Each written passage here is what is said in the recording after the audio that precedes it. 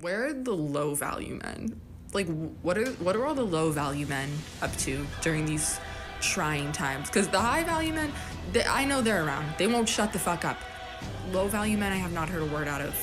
I'm starting to think I'm on their side. I think I want one of those. I want a low value man. They don't make podcasts.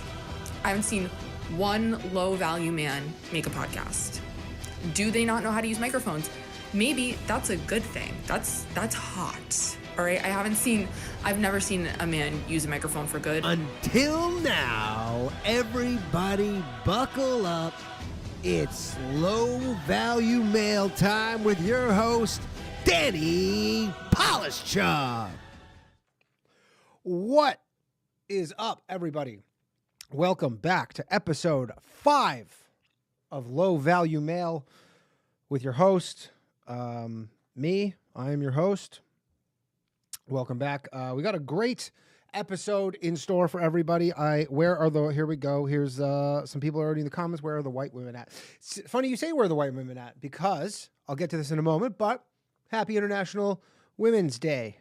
But a few things, a few housekeepings to get out of the way, and then we'll get started. So we have a bit of a new layout. I want to say thank you to at Dave from Canada, Dave Crimes. Appreciate it. Cool new layout. We have a Discord. Apparently, I'm cut off my hand. There we go. We have a Discord. The Discord, if you want to join it, it's in the link comments or whatever the fuck. Apparently, they're making all these changes where if I say something bad offline or some whatever, then they can ban the Discord. So if that happens, I apologize, but that can happen.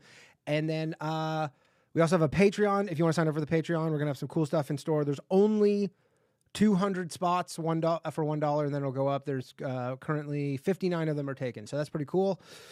Also, if you are a fan of Tim Pool, Ryan Long and myself are going to be on the Tim Pool show tomorrow night, I believe. It's like at 8 o'clock. And so check that out if you like Tim Pool. I've never been on the show, but I'm looking forward to it. And then last but not least, there was supposed to be a guest this evening. My friend Enrique Abeda, he used to run this hedge fund. He was going to talk about just all the shit that's going on. He can't make it. We'll have him back next week. And if you're thinking about joining the Patreon, one of the things, benefits, at least for now, is that you can, will you ask the questions for the guests? Anyways, I know. So everybody's talking about the beanie right now. Apparently that's the whole deal, because it is his birthday tomorrow. And then we were like, should we get him like a funny beanie? But like, apparently the joke has been made by almost every guest, comedian or not comedian. Someone says, don't get swatted, which that actually is one bummer because it's not super close. It takes like 4 or 5 hours to get there from New York. And if we go there and then get swatted, that's going to definitely suck ass. So I hope that we don't get swatted. But we'll see. We'll see if we get swatted. I hope they don't, because he gets swatted. And then someone says, yes, the taping. I was supposed to tape a special tomorrow. I had to reschedule it. Thursday. I am going to reschedule it, though, in probably next month or maybe the month after. But it is going to get rescheduled. I apologize for anybody that inconvenienced.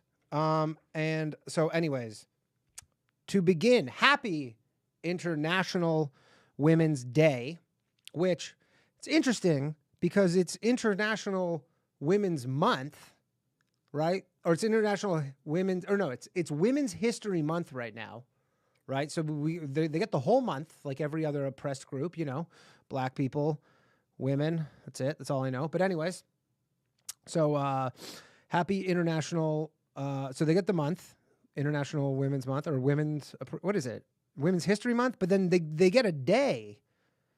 They say, look, we got the month, appreciate it, but we want a day in the month, which is kind of, like it'd be weird if it was International Black People Day and you go, but it's February, it's the whole month. We gave you the entire month. But, with women, you give them an inch and they take a foot. So we have International Women's Day during Women's History Month. Is it Women's History Month? Something like that. Anyways, so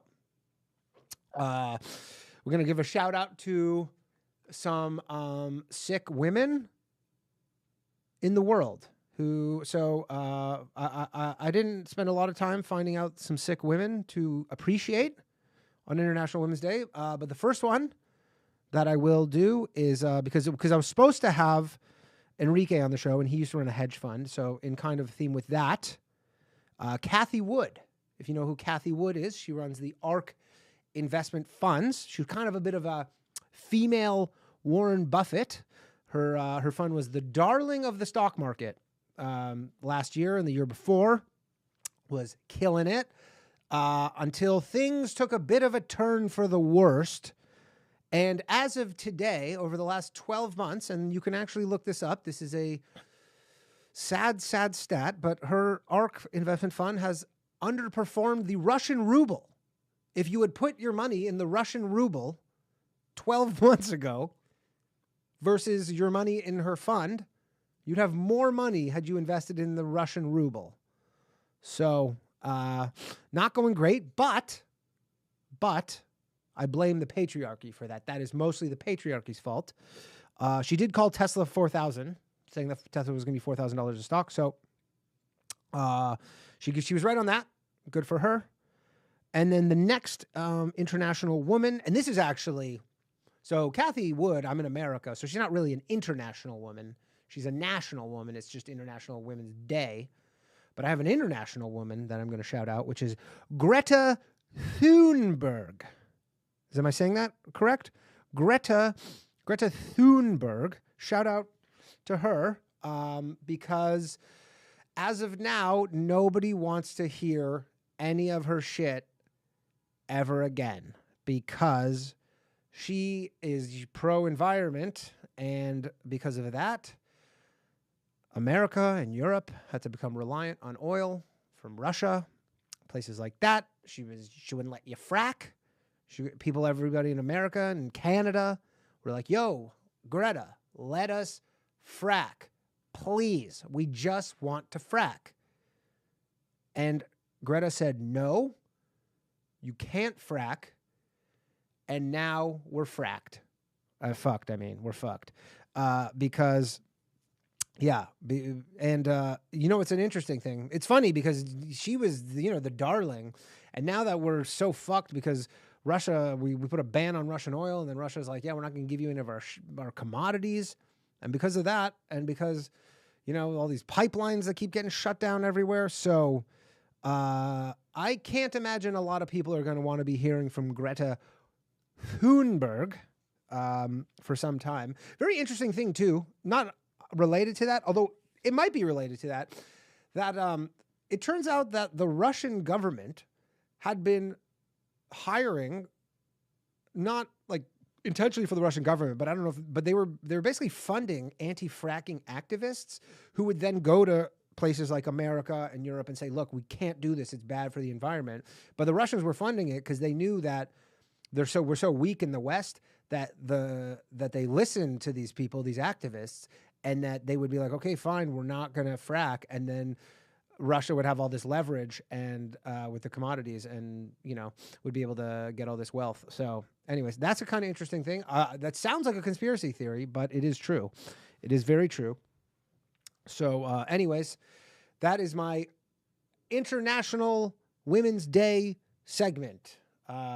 If you see a woman in the street, go give her a little tap on the bum and say, Happy International Women's Day. We appreciate you. Okay, so we have a few more things, and then we're going to get to some emails, and then we're going to open the phone lines. There's a few people in the chat. Someone says, is investing in rubles a good idea? I would not do that. That is, I was talking to my dad today, who, my family's Russian, and my dad said you should invest in rubles if you need wallpaper. So, probably not, but maybe. Who knows? Anyways, interesting thing. I get a lot of my news from Twitter. I watch cable news. I do. I watch all of them. MSNBC is my favorite because they're insane, the most insane. You think CNN's the most insane, but no, MSNBC is fucking crazy. But last week, there was a shootout at the largest nuclear reactor power plant in Europe. I'm sure many people saw this. It was gripping television, very gripping. There was it's pretty grainy for video, but there was, a firefight at and the news loves this shit. Because here's the thing with CNN and Fox right now, they're basically the same. They're putting out the exact same content. There's not really a lot of difference anymore between them. But the thing is, they're just like, yeah, there's this war, and it's great for ratings, especially because they were really looking for something for the ratings, right? So this firefight breaks out, and they're like, oh, there's a fire at the new... And everybody at this point is like, oh, my God, there's about to be a fucking another Chernobyl, but even worse. Like, worse than Chernobyl, right? And I believe it was... both of them said the fire breaks out at a nuclear facility.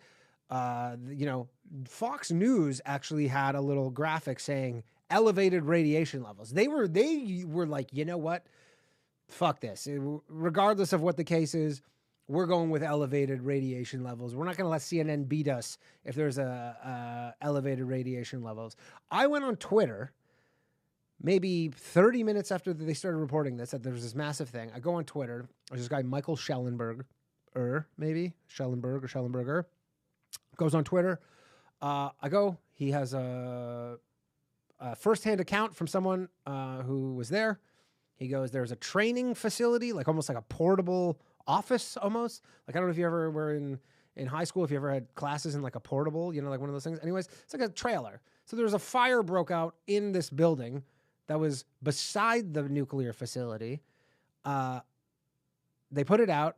It was fine. There was no elevated radiation levels. So anyways, I'm seeing this on the news. I go look on Twitter. They're like, nothing to worry about. It was beside it. There's no nuclear doomsday coming. They literally went on the news and continued on for about a day, like almost 24 hours I was seeing stuff of like potentially elevated elevated radiation levels. There's a fire at the nuke, all this stuff. And I don't know, it must be on purpose. It's deliberate. I'm sure someone came to them 20 minutes in and they go, hey, yeah, this is nothing. There's a whole lot of bullshit. It's it was a fire beside the thing. It's totally fine. There's, all the reactors have been shut down safely. Nothing to worry about. But I guess, they're like, well, then what are we going to talk about? They can just pretend like they don't know that. But it's so easy to just circumvent the actual news and find out what happens. And you have like a whole day where I have to like hear people, all the news the next day was like, oh my God, nobody knows the fallout. I'm like, I know, it's fine. It was fine last night. So that was a interesting thing. I don't even know what the point of that is other than the news lies, which we all know.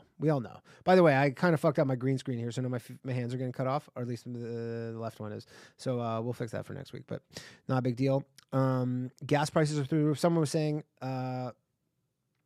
yeah, so this is the big thing right now is their gas prices are going up, which I will say. So we have a lot of Canadians in the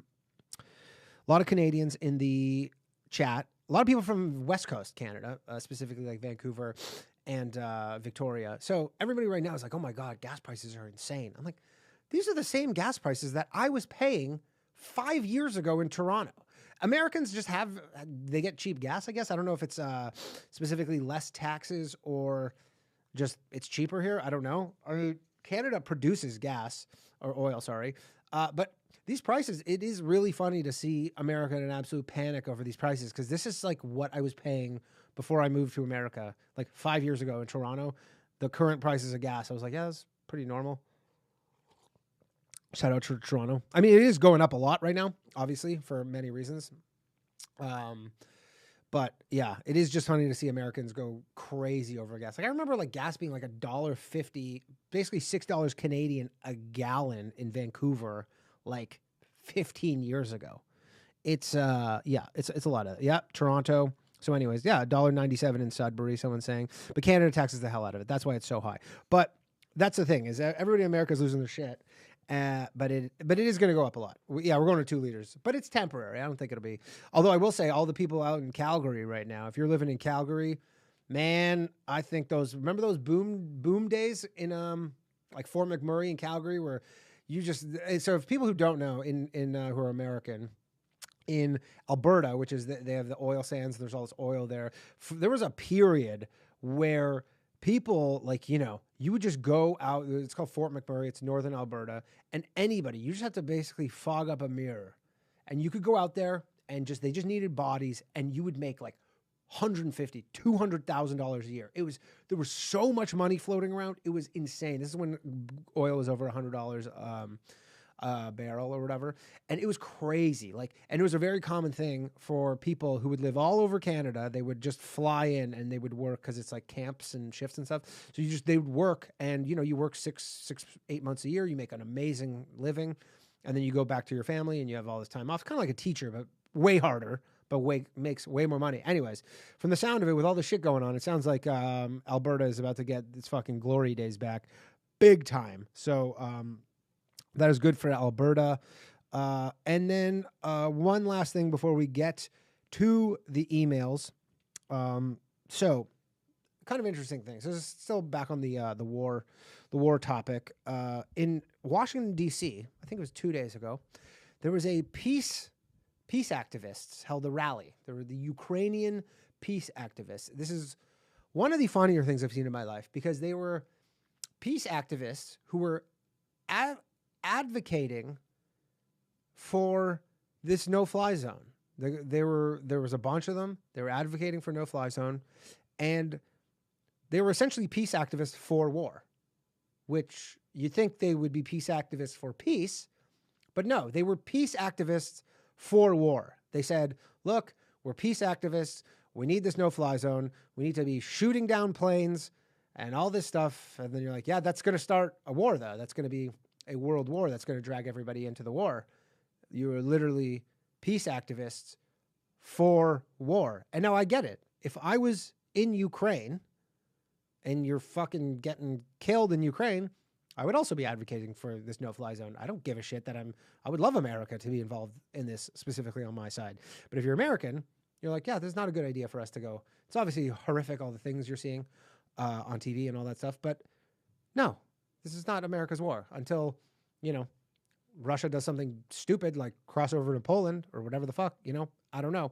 But for the time being, watching peace activists literally call for war I was like, what the fuck is going on? And then not only that, there was a couple questionable flags flying at this rally in Washington, D.C., specifically these far-right neo-Nazi groups. So I will tell you one thing. Remember at the Ottawa trucker convoy when there was like a Confederate flag and there was a Nazi flag at one point, and then everybody goes, they're all Nazis. All of them. This is a Nazi event. Well, guess what?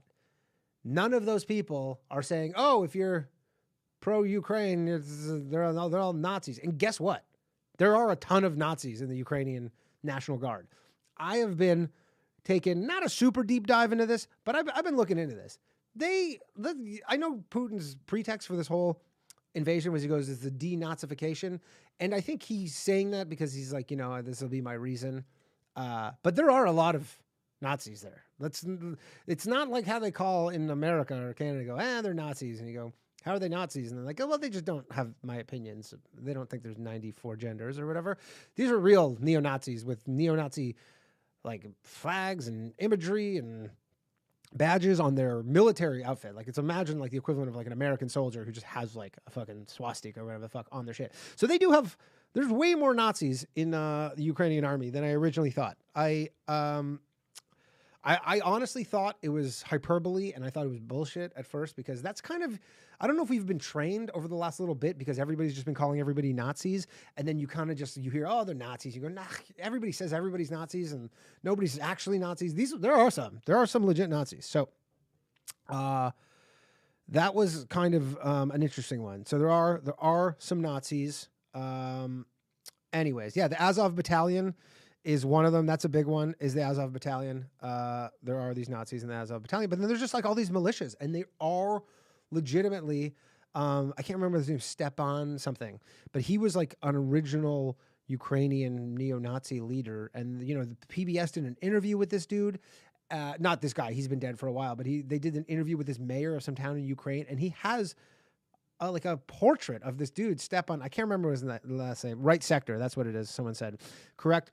Yeah. Someone said there's some Nazis everywhere, including Russia. I realize that, but I don't think Russian army, if you're in the Russian army, they're not like, hey, if just have fun with the uniform. You know, if you want to just throw some stuff on the uniform, just do whatever you want. Whereas in Ukraine, they straight up are like, yeah, I'm just sewing on like a Nazi like fucking badge thing on my like thing. Bandera, that's what it is. Someone says Stepan Bandera. Correct. So there are these like legit Nazis in Ukraine. I'm not saying that they're a majority or anything, but it is weird because everybody's like, well, the president's Jewish and they have all these people who are Jewish. Well, they, for whatever reason, I don't know if it's, you know, by design, but maybe they thought just like, you know what, we'll tolerate them, but they are there. They exist. Okay.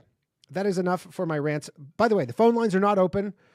So do not call in yet. I got shout out to Dave from Canada. I already shouted him out, but he gave me this neat little, look at this bad boy. See, phone lines are now open. Maybe Dave, if you're watching, we need to make the phone lines closed because you can kind of see it like a little bit right there. Like you can kind of see those phone lines are closed, but they're closed. Okay. So I'm going to read a couple emails. And then we will get to the, and if you have any, you know, if you want to talk about whatever I just said, if you have anything to add about the Nazis or Kathy Wood, if you want to shout out some women, some international women, some national women, whatever you want, talk about whatever. We're going to open the phone lines shortly. I'm just going to read a few emails and then we will get down to it. Okay. First email is from, I have no idea, is a super, it's kind of like an Irish name. So I want to say it's Karen, but it's like spelled like all Gaelic-y. Gaelic-y. By the way, shout out to YouTube for not banning me for another week. I appreciate you all. Our overlords, our technorati overlords at YouTube and Google. Appreciate you not banning me. So, first question. Says, Danny boy, I'm a mid-30s man and the hairline is getting high. My ROI, that's return on investment, on Tinder is decreasing as the forehead size increases. How should I counter this? I'm also broke as fuck from the past 6 years doing a PhD and drive a 16-year-old car that looks like something from a Better Call Saul. Should I do the honorable thing and shave it all off? The hair, not the car. You can't shave cars. Yours sincerely, Karen. Sierra? How does this pronounce? C-I-A-R-A... I'm going to say Karen. It's funny. He's being a bit of a Karen. Okay. That's a tough one. I know, you know, some guys who struggle with the baldness. I realize that they, you know, it's not a tough one. I personally would go, and I say this as someone who is not bald. And so I understand that it maybe would suck, but I would go fully just like Michael Jordan, bicked, as long as you don't have like a really bad head. I would go that. I know you have to shave all the time and that sucks, but I feel like that's, I mean, it depends. If it's just a minor encroachment, like if your forehead is kind of just doing what Russia's doing to Ukraine, where you're just kind of getting in there a little bit, but you know, maybe you have like what are those widow's peaks or whatever. I would probably just try and, you know, it's like how women do it. They accentuate things to make it look not as bad as it actually is. He says the ROI on Tinder is decreasing, which as the forehead size increases. I mean, shout out to you for not using old photos of you with more hair. And he says he's also broke as fuck doing a PhD. Now, I will say, if you're broke as fuck, but you're doing a PhD that can eventually make you money, women know that, and there are many women who will gladly hitch their wagon to a current poor version of yourself, knowing that you eventually will not be poor. And especially if you're going a PhD, assuming that it's not one of those like useless like gender studies PhDs that'll get you nothing, which I hope is not the case. But I don't think that should be a problem. In terms of the car, 16-year-old car, I think you just kind of joke about it. You have to just be like, I don't give a shit about cars. You're one of those guys. You go, you know what? I just use this thing to go from point A to point B. And you just got to be like, whatever. I'm not a car guy. I don't give a shit. But definitely play up the fact that you are going to be a doctor, and hopefully that doctor. And if you're going to be like one of those, like, you're like, yeah, I'm technically a doctor, but like I'm a doctor of like some bullshit thing. Don't say that. Don't be like don't lie and say you're going to be a medical doctor, but make them think you're going to be a medical doctor, like the type of doctor that really pulls in the bread. It's not totally a lie. Maybe it's bending of the truth a bit, but it's not a complete lie. So that's what I would do. CR, does anybody know how to fucking pronounce this? Yeah, Danny's real apartment is smaller. Okay, I'm looking at the thing. Anyways, I don't know how to pronounce that, but yeah, someone says Ferrari's at the shop. Someone says can't sell it due to emotion. You could say that like a old dead parent or something gave it to you, and you go, it's got a lot of sentimental value. I just can't get rid of this thing. But you know, once the PhD money starts rolling, and you know that it's gonna be fucking Tesla time. Okay. Next question. Okay, this is from Tom. It's not actually from Tom. He specifically said, don't use my full name. Okay, my friend, this is from Tom. My friend has a, by the way, the title of this email, friend's girlfriend is a cuck queen. Excuse me. My friend has a girlfriend that's a very cute and fun lady. She looks a bit like Sasha Grey. No idea who that is. Wink. A porn star us straight guys enjoy, Danny. Thanks. She has said multiple times in front of the entire friend group that she wants to watch him fuck other girls. He has told me she has asked for 3-ways and 4-ways. Friend has said no.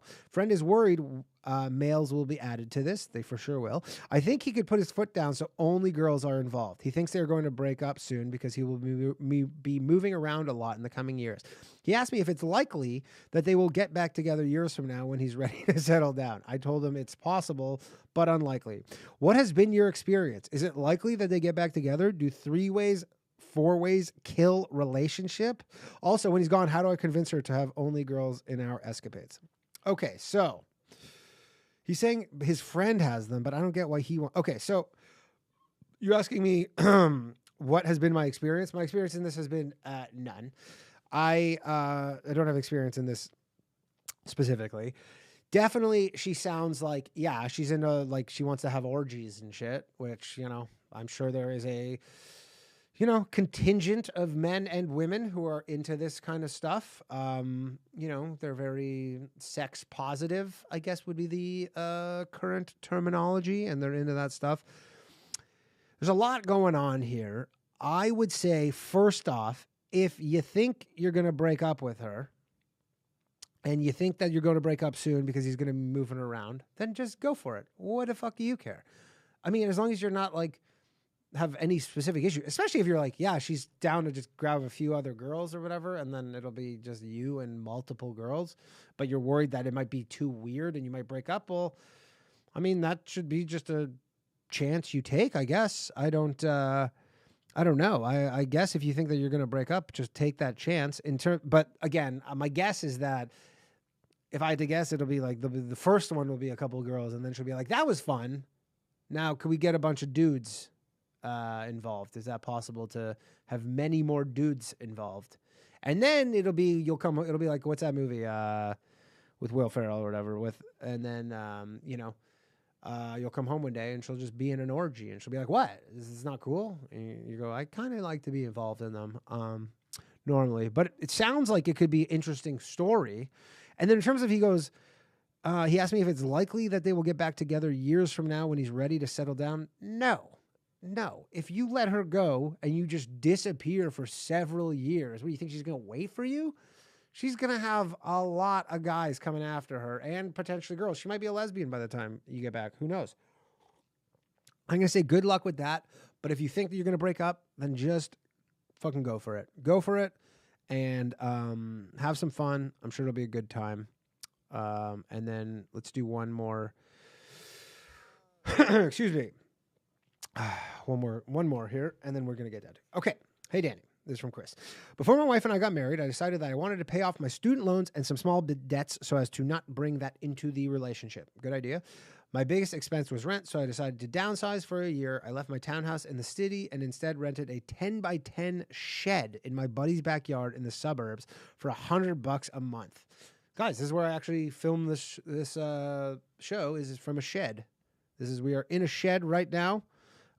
So I can appreciate this is very low value to live in a shed, or maybe not. So he says, I rented a 10 by 10 shed in my buddy's backyard in the suburbs for $100 a month. I had a little space heater, an AC unit, a cot, and most importantly, I ran coax cable for internet. So it sounds like you got all the bare necessities covered. You don't really tell me where you go to the bathroom, but I don't need to know.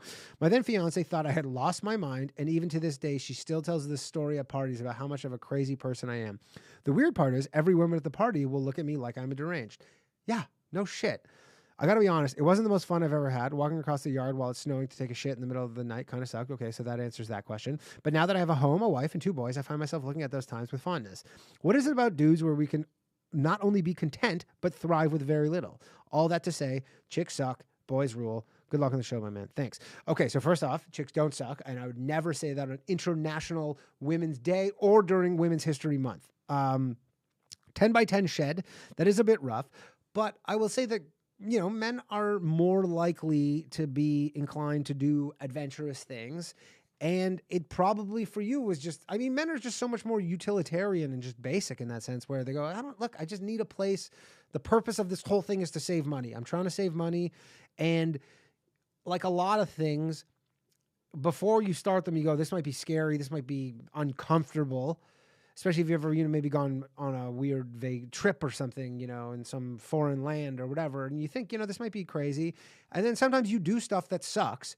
Very oftentimes, if you do something that at the moment you're like, this sucks so much, whatever that is, unless it's, something traumatic happens where you get physically assaulted or something, someone dies.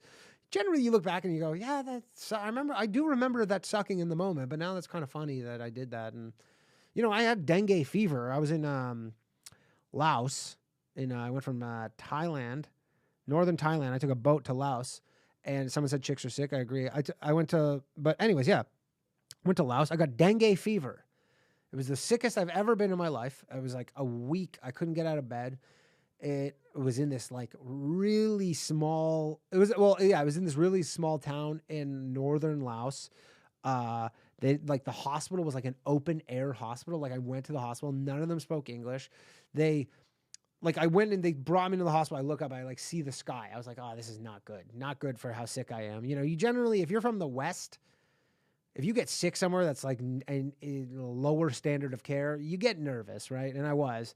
And then I'm Googling stuff and they're like, you can die from dengue fever. All this shit really sucked. But now I look back on it and I was like, yeah, that was pretty funny. Got dengue fever in fucking Laos and I almost died. All this stuff. But at the time, did not find it that funny. So anyways, I think that's maybe just a thing. I don't know if that's a guy thing. But again, at the end of the day, it's like you had everything you needed. You had, in terms of the Maslow, you had all the basic needs met other than you had to walk through the yard to go take a shit. And it wasn't a super long time. So that's what I'm going to go with that. I'm going to say that it was, guys are just a little more suited for that life. Okay. We have a few questions. Danny, how do we call in? Okay. So I'm going to open the phone lines shortly. And then we can call in. I have one. I was Canadian Special Forces. So my friend Kevin was supposed to call in last week.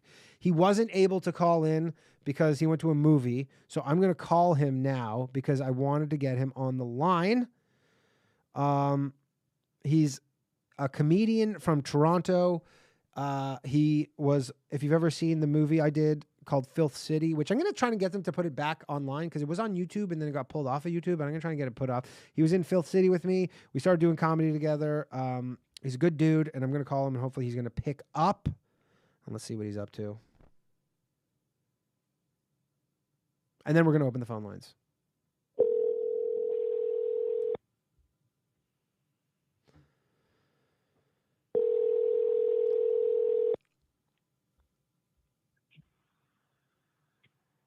Hello. Kevin Soldo, how are you doing? Yes.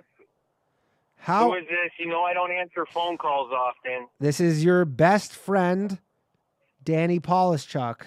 You are on Low Value Mail right now. How are you doing? Hold on. Kevin, I didn't get the best photo of you, but I'm gonna put a photo up on you on the screen just so people can know what you look like. It's not current. It's not a current photo, which I think is doing you a bit of a favor, to be honest. But how are you doing, Kevin?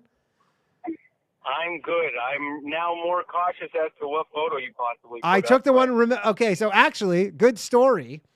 So if it's I just Googled your name. There are not a lot of photos come up, and certainly not a lot of flattering photos. So probably about 7 years ago, Kevin. So I'm just gonna.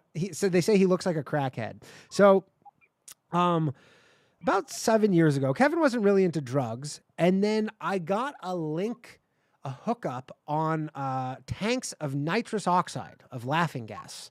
Remember that, Kevin? Remember when we used to? Remember that little like period of our lives when we were doing laughing gas? Wasn't that fun? But so we were at my office. That was a lot of fun. Yeah, so we were at the office that we had, and we were doing laughing gas one night, and you and our buddy Alex, another comedian who lives in New York. I don't remember the exact details, but we were doing laughing gas, and then you were talking shit to Alex to make him sit down because you can pass out from laughing gas, and then you took a hit, passed out, fell face first onto the ground, and your glasses broke, and you split your eye open. Remember that? Well, no. Remember the chair had a broken arm. Yes, right. Lean back. Yeah. No. It was I you leaned to the side. But as I leaned back, I fell out of the chair. Yeah. No. You leaned to the side because it had a broken arm, and you leaned to the side, and then it just like gave out. And then, but anyway, yeah. So looking back at it now, it really seems more like it was a gag. Like you guys tricked me and put me in that broken chair. I would do no such thing. You know me, Kevin. I would do no such thing. But anyways, that's the photo. Remember the photo of you smoking? Because that was right around the time you took up smoking at the age of 30. Yeah, that was because of New York, actually, man. I was so stressed out when it was such a culture shock. Right. Yeah, so you moved to New York, and but anyway, so Kevin, how are you doing? How are things in Toronto? It's good, man. I got boots on the ground, front row tickets to the fucking apocalypse of the world. It's nice. What do you mean, apocalypse of the world? So Kevin, you have been, you've had a bit of a win recently, I guess you could say it, because they've eliminated you are not, you're against the vaccine, which just like to say, YouTube, if you're listening, we are not spreading vaccine misinformation. This is not medical misinformation. Yeah, can we pause for a second? I have never disclosed my medical information to anybody. I am just pro-choice. Okay, so Kevin is pro-choice. On vaccine mandates. I'm very anti-abortion. Oh, okay, there we go. So Kevin is just a pro-choice. But anyways, Toronto has reopened, correct? Yeah, more or less, man. It feels like it's back to normal. I'm in the parking lot of a movie theater. I'm going to go watch a movie. Another movie. And, last they week? let my kind back in. Yeah. So you're allowed to go back into, because you were pro-choice, that you were. I was what? You're a pro-choice is what you were. Yes. I just want to make sure that people have the opportunity to select their own bodily autonomy. And that same goes with abortions? No, then Jesus Christ comes in, man. It's got it. Okay. So you are only sometimes pro-choice. But so, anyways. That's right. Pro-choice only means your own body. But as soon as there's a heartbeat, then once there's a heartbeat. Okay, cool. So anyways, but so you're back. You're allowed to be living in. Are there any restrictions on you now? Are you allowed to fly? No. I still can't fly. I'm not allowed to fly yet on a Canadian airline. But if it's a non-Canadian airline, you could? Yes, if it's going to a mandated location. Okay. So that's cool. Do you have any plans to... Can you go on a bus? No, they haven't let me back on the bus yet. Someone says that can't be the best picture of this guy. Should I get a better picture of you, Kevin? People are not liking the picture. I thought that was a good picture. You don't have a lot of... People might just think I'm like deranged in the head if you use that photo. Kevin... And I don't. Myself a pretty well-rounded and well-adjusted guy. I don't mean to be a piece of shit, but you are deranged, dude. There's like no photos of you online, and I'm sure you're saying good, but there are. I'm actually pretty psyched about that. That's pretty. Kevin, I've worked hard at that. Kevin, there's not only 3 photos. This is the most current photo. Is the one you smoking with your eye banged up. That's the most current photo. I mean, man, just go on my Instagram. You know. Yeah. But I'm in the middle of doing this stream, and I'd have to go save the photo, and I gotta go log into Well, Instagram. whatever you're doing, how are you pulling up the photo right now? Period. I'm just Googling it on Chrome. Okay, yeah, you can't just like look up and screenshot. Well, I'd have to go log into fucking.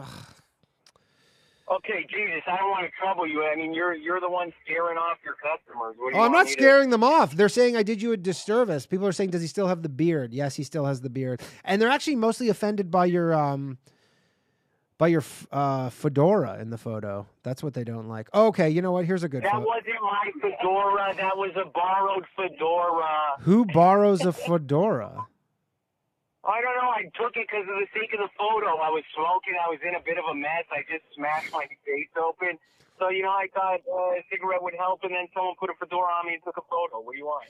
Okay, so I got some good news for you, Kevin. I think I figured out how to get a better photo of you. And no. So I just tried to oh my God. I just tried to download this fucking photo and it just downloaded all your Instagram photos. Every single one of them, Kevin. That's good. It's a hack I did. So if you even like one of my photos, I actually get access to your email and then I spam you every day with tour dates. Okay, here we go. I got a good one of you doing comedy. That's Kevin, everybody. That is a more current thing. So everything's good in Toronto then? I mean, no, man. The city's still off, but yeah, things are better in that sense. Are you trying to get some sort of revenge for what they've done to you for the past 2 years? Like, is revenge on the table for you? I would like to see public hangings towards politicians. That would be nice. Oh yeah, that's not going to be good for my YouTube channel. YouTube, I do not condone. No. I do not condone public executions of. Wait, is this a live show? I thought we edited everything. I thought you beat stuff out. This is live. This is live. Now people are saying now you look homeless. Is that a homeless David Cross? Is what they're saying. Do, man? People will always, think what they see. There's a lot of haters out there. A lot of haters. That's okay. Yeah, it's fine. How's it over there? How are you it's over fine. there, so far away in that faraway land of New York? Of New York, it's fine. They got rid of the vaccine passport as well here, and then I think that's it. But it wasn't even. How are people with masks over there? Here, they're still pretty mentally ill about it. Oh, in New York, there's people who are never going back to not wearing masks, just like it was in Asia. Do you remember going to Asia? Remember you went? What year did you go? I guarantee you that's not true. 2018, and man, on the islands, nobody wore Maybe masks. on the islands, no. Maybe on the islands, no. The people that wore masks were legit doing. Like, they were working on car exhaust. Yeah. That was their job. But in the cities... They would pick up battery acid in the street. Yeah. But in the cities, all over Asia, the mask stuff is pretty normal. Like, you see them... Not like everybody's wearing them, but that was purely for pollution, too. No, that's also just their germs and, like, disease and stuff. I don't know, man. It looks weird. You walk around the city now, and it looks like everybody's trying to be a open-heart surgeon. It's weird. Do you yell at strangers ever? No, man, I'm not. I'm just done with it all. I just don't play the game whatsoever. When people I just go to places normal. Some people look at you weird. Some people don't. Well, here's a little fun. Actually, really cool with you. Yeah. Here's a little fun fact about Kevin. Is you might hold some sort of world record for going the longest without wearing a mask. You didn't wear a mask until 18 months into the pandemic? Was the first time you had to put one on to go overseas? Yeah, pretty much on the plane, man. I never wore one once in the city of Toronto ever. I got into a fight with bylaw officers. I got into altercations with plenty of people. Can we talk about this? So you got fined? Is that correct? Oh, I got fined coming back. Can you talk? Yeah, do you want to talk about that? Yeah, sure, man. That was. I think everybody should.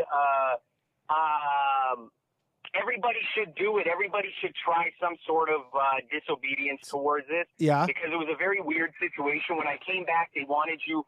First of all, you weren't allowed on the plane without a negative test result. This is coming back from Europe. So I had to. Coming back from Europe, I had to obtain a negative test result, which I did. Yeah. Coming on the plane, they won't let you onto the plane. So transferred in Portugal. They wouldn't let us get on the plane in Portugal unless we filled out that ArriveCan. I've had the ArriveCan app. Tracking data app. Yeah, I've had to fill that out. This app's entire purpose is to track you and send you and like notify you if you're too close to things. Yeah. So you refused to do the ArriveCan app. Well, I couldn't refuse that because then they wouldn't have allowed me on the flight. So what I did was I filled it out with complete false information. I made up everything but my name. Okay. My name was the only thing that was real, and then everything, address, phone number, everything. I just threw random words and numbers into an equation. Okay, so then you get to customs in Canada. I get to customs in Canada. They pull up. They do the regular thing. And they actually go, "Where are you quarantining?" And I go, "I'm not." And she goes, "Okay." And then she does that double take, like she didn't clue in that I said no. Yeah. And then she goes, "Wait, what did you say?" And I go, "I'm not quarantining." And this is like what, last summer? This is last summer? Yeah, this was August of 21. Okay. So you go, "I'm not quarantining." Suck a fucking tailpipe, lady. I'm not doing it. And the lady goes, "Okay, that's fine. You're just going to have to deal with Health Canada." And I go, "Yeah, sure." And Health Canada's to the side. They send you to Health Canada, and Health Canada is just, dude, it's these. It's hard to talk about this without sounding like prejudice or whatever, but it was all these foreigners that were working for Health Canada. What do you mean foreigners? What does that mean? What country? What do you mean they're just not? Kevin, where is your family from? My family is foreigners too, right? They've never previously been able to get a job in any form of government. Yeah, but your family's also foreigners. You're just saying people who are not born in Canada. Yes, but they've been rejected by the system many of times for being foreign. Who you're? Right? Oh, you're you're angry because they kind of were accepted by the system. They got these cushy government jobs hassling. First of all, they stole all of our government jobs. No, but this is what was interesting. They were foreigners, and you could just tell that they were, like, foreign to the fullest extent of they weren't even familiar with, like, Canadian laws and rules. Okay. You know what I'm saying? Like, they haven't been here long enough to be familiar with what the fuck's going on. Okay. So the guy is pleading with me. The guy's pleading with me to just take the ticket. Yeah. Like, to just take the quarantine. He goes, "Please, just do the quarantine. It's only 14 days. And did he know that he was dealing with one of the most stubborn people on planet Earth? He had no idea. Like, I think he didn't clue in at any point. I was thinking, like, because I tried to lay it on thick, but he was just not getting it, right? Yeah, he goes, "I don't get it." Yeah. So, I'm just explaining. I'm asking him. I'm like, "Hey, man, do I get to fight the ticket? Are we still in a democratic country where we have, like, the right to due process?" Right? Yeah. He had no idea what I was saying. Yeah. And I go, "Can I take it to court?" And he goes, "Yes, you can take it to court." I go, "Then write the ticket." He goes, "You don't understand. We have to write you a ticket for $5,000 for every day of quarantine you miss." Which would be what, $70,000? Yes. And dude, I've never even gotten paid $70,000. So I would even love to see it swing anyway, right? If you could get you just want to see, Kevin, you just want to see a piece of paper with your name on it that has $70,000 somewhere on it, regardless of if you're paying or being paid. You're like just put $70,000 near my name. If you're gonna do something, right? If you're gonna put my name with some kind of stink, whether it's plus or minus 70 grand, I've never seen it. I'd love to see it. Yeah. So I tell the guy, "Yeah, let's write this up," because I'm getting excited at this point, right? I'm like, I want to see an $80,000 ticket, and the guy's just pleading with me, "Please, sir, please. You don't understand." Then the cops show up, and the cops are like, "Hey, what's the problem?" I'm like, "Oh, there's no problem. I'm just refusing the quarantine." And he's just like, he's begging me to take the quarantine. But yes. By the way, someone in the comments said, you could just say you'll quarantine and then just not do it. Well, man, listen. listen, I had no problem shaking that tree. I wanted to pick up that dust. I was happy to do it. And Taylor was with me. She took the quarantine, right? So we took both perspectives. We like really did a thorough investigation. Okay. You know, we really narrowed it down. So the guy's like pleading with me. The cops are going like, well, why won't you just quarantine? And I tell the cop, I go straight up because I don't buy any of this stuff. This is all a scam to scare people to listen to these dumb rules. It doesn't make any sense. Yeah. And then the cop's like, well, you know, these are dangerous times and, you know, we got to do these things. And I'm like, no, you don't. I was just in Eastern Europe. It doesn't exist there. Like, there is no masks. There's no checking. There's no nothing. Yeah. There was nothing there. So you're telling them this, and then it's that realization of like, man, these guys haven't left. They've been stuck here. They have no idea what's happening anywhere else in the world. Yeah. So they were cool about it. The cops were like, well, we're just here to keep the peace and make sure nobody like gets nasty. Okay. And I'm like, yeah, I got let's speed this thing up. And then the cops leave. Then the guy's asking me, he's like, his hand starts hurting from writing all these tickets, right? And, that's what happens when you write 70 G's like, worth of tickets. Well, he's getting nervous too, right? He starts getting nervous, I guess, because maybe he hasn't written this many yet or whatever. And so he's like, was he like, I don't know if the numbers go this high? Yeah, he's looking over all the information like 8 times over. Am I putting the name in the right spot? All this stuff, right? And so the whole time, at one point, we were like 40 minutes in, and I go to the guy, I go, hey, man, can you hurry it up a bit? I got somebody waiting for me outside. I need to speed this up a bit. And then he kind of gets, like, taken back by that. He's like, you know, I really have to do a lot of work here. And then he gets help from his buddy. His buddy chimes in, this other kid who's young, man. They're young people, too. Yeah. And he's like, excuse me, sir, he has a lot of work to do. Why don't you just leave him alone? And he goes, and where's your mask, by the way, right? Because when they gave me a mask, and I love how they're writing you $70,000 worth of tickets, and they go, hey, where's your mask, buddy? And you go, how much is that? How much does that cost me? Another $5K just to add it on. He goes like this. He goes, where's your mask? I go, why? Is there a fine for that too? He goes, yup. I go, well, hurry up and write it because I got to get out of here. And so he goes and he writes it, and the guy ended up being full of shit. It wasn't $5,000 a day. It was $5,000 for the entire quarantine. He fucked up. That's a good deal. So what they gave me was $5,000 plus tax plus fees. So it worked out to like $6,000 and change. Okay. So they end up giving me one for not quarantining, one for not taking the PCR test, and then one for not having the mask. Okay. And that was about $6,000? And then it added up to like, 18 grand, just over 18 grand. Oh, you guys, okay, 18 grand, yeah. That was the total. The total was 18,000, and I just ended up putting it into the court system. And I've yet to receive anything, man, and I don't even know if I will. Literally, like 2 weeks after. So you go, I'm fighting this. The whole point is you go, I'm going to fight this. We're taking this to the top. We're taking this to the mayor's office. Yeah, I want to speak to a manager of this courtroom or however this fucking kangaroo court works. Yeah, and you've done this and you haven't heard back? Yeah, I haven't heard back, man. They really didn't.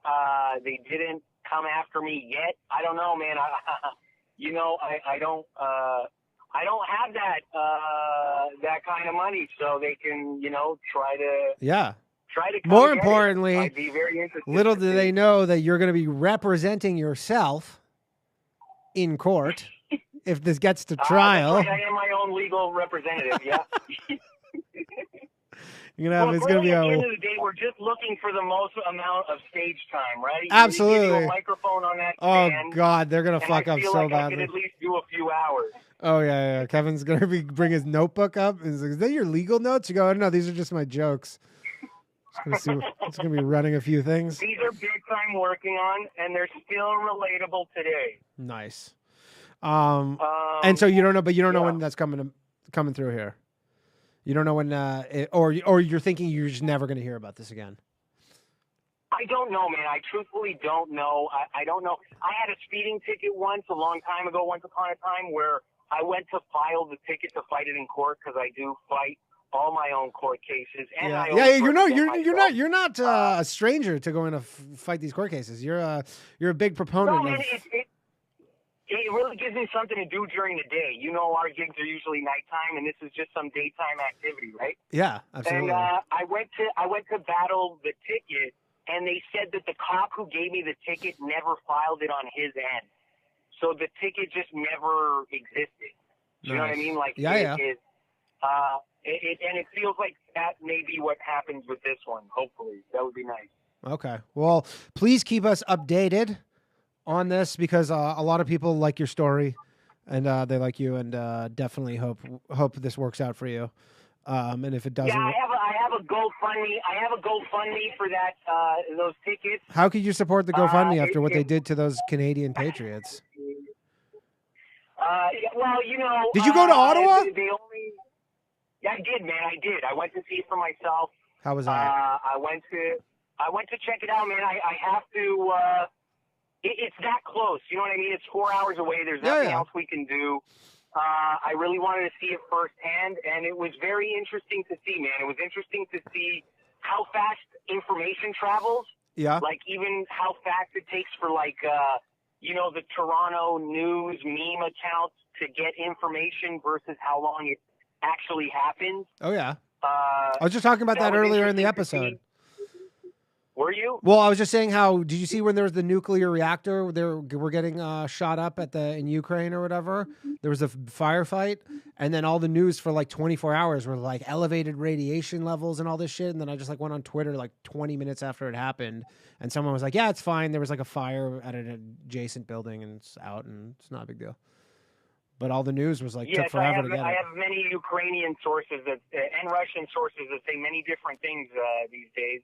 Nice. Compared to what's happening on the news. But, you know... okay. You know what, man? It really was... It was interesting to see how media plays things out when you're actually there firsthand, witnessing it and experiencing it. Would you almost go out on a limb and say that sometimes the media is liars?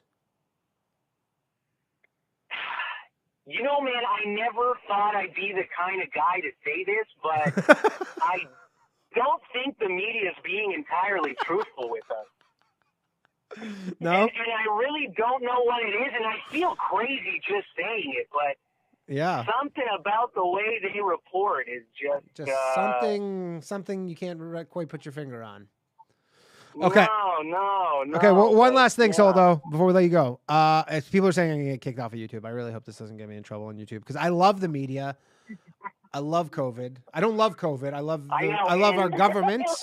I love our governments. Yes, I love the vaccine. I love all this stuff. I love masks. I love double masks. Don't worry. Fear not. You are one of the chosen people. They can't do anything to you. I got a strike 2 weeks ago because this guy, Alex Stein, came on. You probably have seen him. He does all these funny videos about COVID and stuff. And then he was talking about COVID. And I was talking about how I was going to get a strike just for him being on there. And then I got a YouTube strike.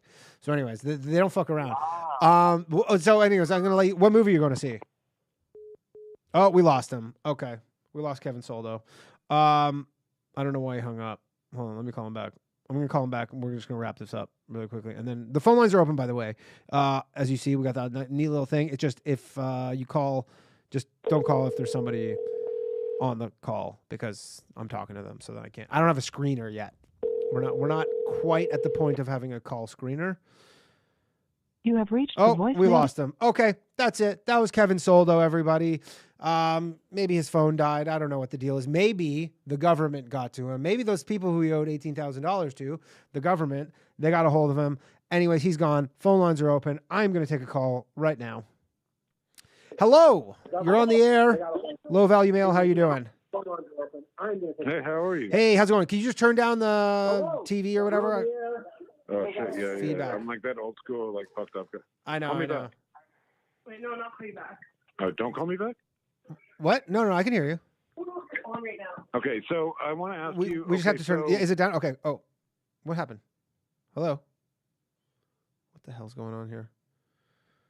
Hey, Hello? Sorry about that. Something weird happened with my phone. Okay, so who am I speaking with here? Travis. Travis, how's it going, Travis? Good. I just want to ask you about like your style of comedy and like you and Ryan Long and like where did that stem from, or if that was just like something you guys did together, or who your favorite like comedian is, or where did that come from? I don't know. I mean, the stuff we talk about is just all the shit that you're kind of like not allowed to really. It's not super palatable, I guess, for the industry of comedy right now, but it seems like that's kind of the more fun comedy stuff to do. So I think that's maybe what we gravitate towards. Although I don't think we ever really like purposely were like, we're going to do that. We just always did stuff we liked. And I mean, I can't totally speak for Ryan, but I know like Ryan never really was like, when I was young, I was super into comedy. Like I would watch comedy all the time and I'd watch all comedy like all the time, but Ryan was never really into comedy at all. When he was younger, he only got into it. Yeah, he was like a fucking actor or something. No, he was in a band, and but when I was younger, I watched tons of comedy. Like I used to watch Saturday Night Live when I was like 7 years old, and like. Okay, so do you ever remember watching a show called Comedy at Club 54? Of course, that was in Burlington, Ontario. I grew up. I literally grew up down the street from Comedy Club 54. No fucking way. Yeah, okay, it was on Harvester Road, I believe. In Burlington. I grew up 5 minutes away from there, and I used to watch it all the time. And a crazy thing is that show is somehow still on the air in reruns in Canada. I can't remember where I was, but I was somewhere, and I flipped on the TV, and they were fucking playing Comedy at Club 54, and I could not believe that shit. It was crazy for me because, like, that was my introduction to comedy, and seeing those guys and everything like that was like, I thought this was like the pinnacle of comedy, but then later in life, I found out that this was just like a Canadian thing, and I was just curious, like, that was for you. Okay. Yeah, that was not the fucking pinnacle of comedy. That was the pinnacle. You know what? That was the pinnacle of the comedy boom of the 80s and 90s. So if people don't know, in comedy, started out as people doing like, stand up at like strip clubs, and there weren't really comedy clubs. And then in the 80s, there was just this like a real, just like this boom where all of a sudden the comedy clubs open up everywhere. Like I've heard stories from guys who were around in the 80s and 90s in like Toronto and stuff. And like, there's this guy, I can't remember his name, but he's like, I did an open mic comedy. I did my first ever open mic, and then the next weekend I was like doing 30 minutes on the road at like a Yuck Yucks or whatever, because they had just opened up so many. Like there were like 3 Yuck Yucks in Toronto. There was like 2 in Hamilton. Yeah. They were just they were everywhere. And so just out of nowhere, it went from, this guy told me too, he goes, at one point in the 80s, there was a master list of all the comedians in Canada, and it was under 100 people. And that was like the entire list of all the comedians in the entire country of Canada. And then just like overnight, seemingly, there was like 1,000. Like there were so many. And there was such a demand to see comedy clubs that the clubs were opening without really having the comedians. So then it was almost like a vacuum. And then the comedians just popped out of nowhere to just fill the spots, but they weren't like particularly good. Like if you watch Comedy Club 54, you're like, some of these guys are okay. So like, because you have that high demand, then you're going to have a whole bunch of hacks. Yeah, and not only hacks. It's like some of them might have turned out to be good, but like there was just, you needed bodies, so people would just start doing comedy and would be like, "Hey, I'm going to do an open mic." Kind of, but like you'd be working and like making a good living doing stand up like 2 weeks into it. Like all you had to do was like have the nerve to go do it and like just put together an act, and you'd be working. But anyways, one of the Comedy Club 54, I think it's still there, by the way. Comedy Club 54 was a little bit of an off question, but yeah, what I wanted to know is like, who is your like comedy guy? Like who's your number one comedian that you would say like, oh, he's my I really like Louis. I'd say right now Louis CK is my favorite. Louis. Yeah, probably. Shane Gillis. Let's go. Shane's the shit. But I'm talking about like dominating. Yeah, I love Shane Gillis. He's incredible. But what about Norm? Let's go Norm. Norm is one of my favorites too. I say, well, I guess I was gonna say like living. That's because Norm hasn't been around. Yeah, living. But I say Louis. But actually, like, if you asked me this 15 years ago, and it kind of sucks because it's changed. But probably like 10, 15 years ago, it would have been David Cross. But he's kind of fallen off, unfortunately. David Cross was awesome when he was like messing around with Gavin. Yeah. And yeah, he was funny as He was fuck. the best, and now he's kind of just like he got sucked into that whole like Hollywood cult stuff, and like he is a Hollywood fucking and it's like whatever. his like wife was like a Me Too chick, and it was bad. Yeah. Anyways, buddy, thank you for calling in. Okay. I appreciate Thanks, it. man. Take care. Bye. Bye. That was I actually forgot his name. Kevin's trying to call. Oh, here we go. Kevin, we got Kevin back. Hey, Kevin. Kevin. Yo. Hey, we lost you, man. Oh, okay, yeah. Your phone died? No, my phone didn't die. My car turned off. I was on the Bluetooth. Oh, okay. Car. I thought maybe because all that money you owed. Anyways, so let's get one quick thing from you. Thoughts on Russia, Ukraine? Who do you think's going to take it down? Who do you think's going to win? I don't know, man. I'm hearing a lot of different stories on the internet. It's hard to, I don't know. I know some people apparently that are going down firsthand to help people. On which side? On the Ukrainian side. Oh, who are going down? Yeah, lots of Ukraine. Yeah, I know that. My grandmother has like this. She's like 96, and she has this like helper lady who's Ukrainian. And her helper lady's probably like in her 60s, and like her grandchildren, like her grandson was like in Czech Republic, and he has to like go back to Ukraine to literally just like grab a gun and go fucking fight the Russian army. Insane. Yeah, I mean, man, you know what? I come from that background. Like my people went through that mid-90s, right? Yeah. So it's a very weird thing, right? To even like discuss war, because everybody that's dealing with it they have to deal with it. We don't have to. So for us to really not yet put on it is. I mean, not yet. I know, I don't see us getting drafted to go fight it. Plus, women. Well, we're not going to get drafted in Canada, but right. No, so Canada's not going to be getting drafted. There might be a draft in. No, they're not going to be a draft in America. Although you never know. Maybe Putin does something real crazy and he fucking. Fires some dumb soldier accidentally fires a rocket into Poland, and then we're like, all right, World War III is on. That's true. It really just does take one shot. It takes one shot. Yeah, and, someone does their fucking Franz Ferdinand bullshit or whatever. Well, what would be really funky though is if Russia teams up with China. They got a numbers game going on at that point. Yeah. I don't think there's any truth to this. This is more of a conspiracy theory, and I don't know if you ever watch the show Coast to Coast, but I like Coast to Coast. That's really not my thing. I don't really like. But this is honestly a conspiracy theory, and it's a conspiracy theory that I'm going to say is a fun conspiracy theory. I don't actually think this is true, but just imagine that Russia and China came together and they go, okay, first thing we're going to do is we're going to do this virus. We're going to weaken the entire American economy. Like if they had the ability to think, really 10 steps ahead, we're going to weaken the American economy, the world economy. We're going to wreak all this havoc. We're going to come out of this, we're going to narrow the gap economically between like China and Russia or China and America, which they did. We're going to weaken them. We're going to create all this inflation. They're going to have to print all this money, blah, blah, blah. And then right as that's coming to an end, boom, war, jack up all the oil prices, really just the 1-2 punch.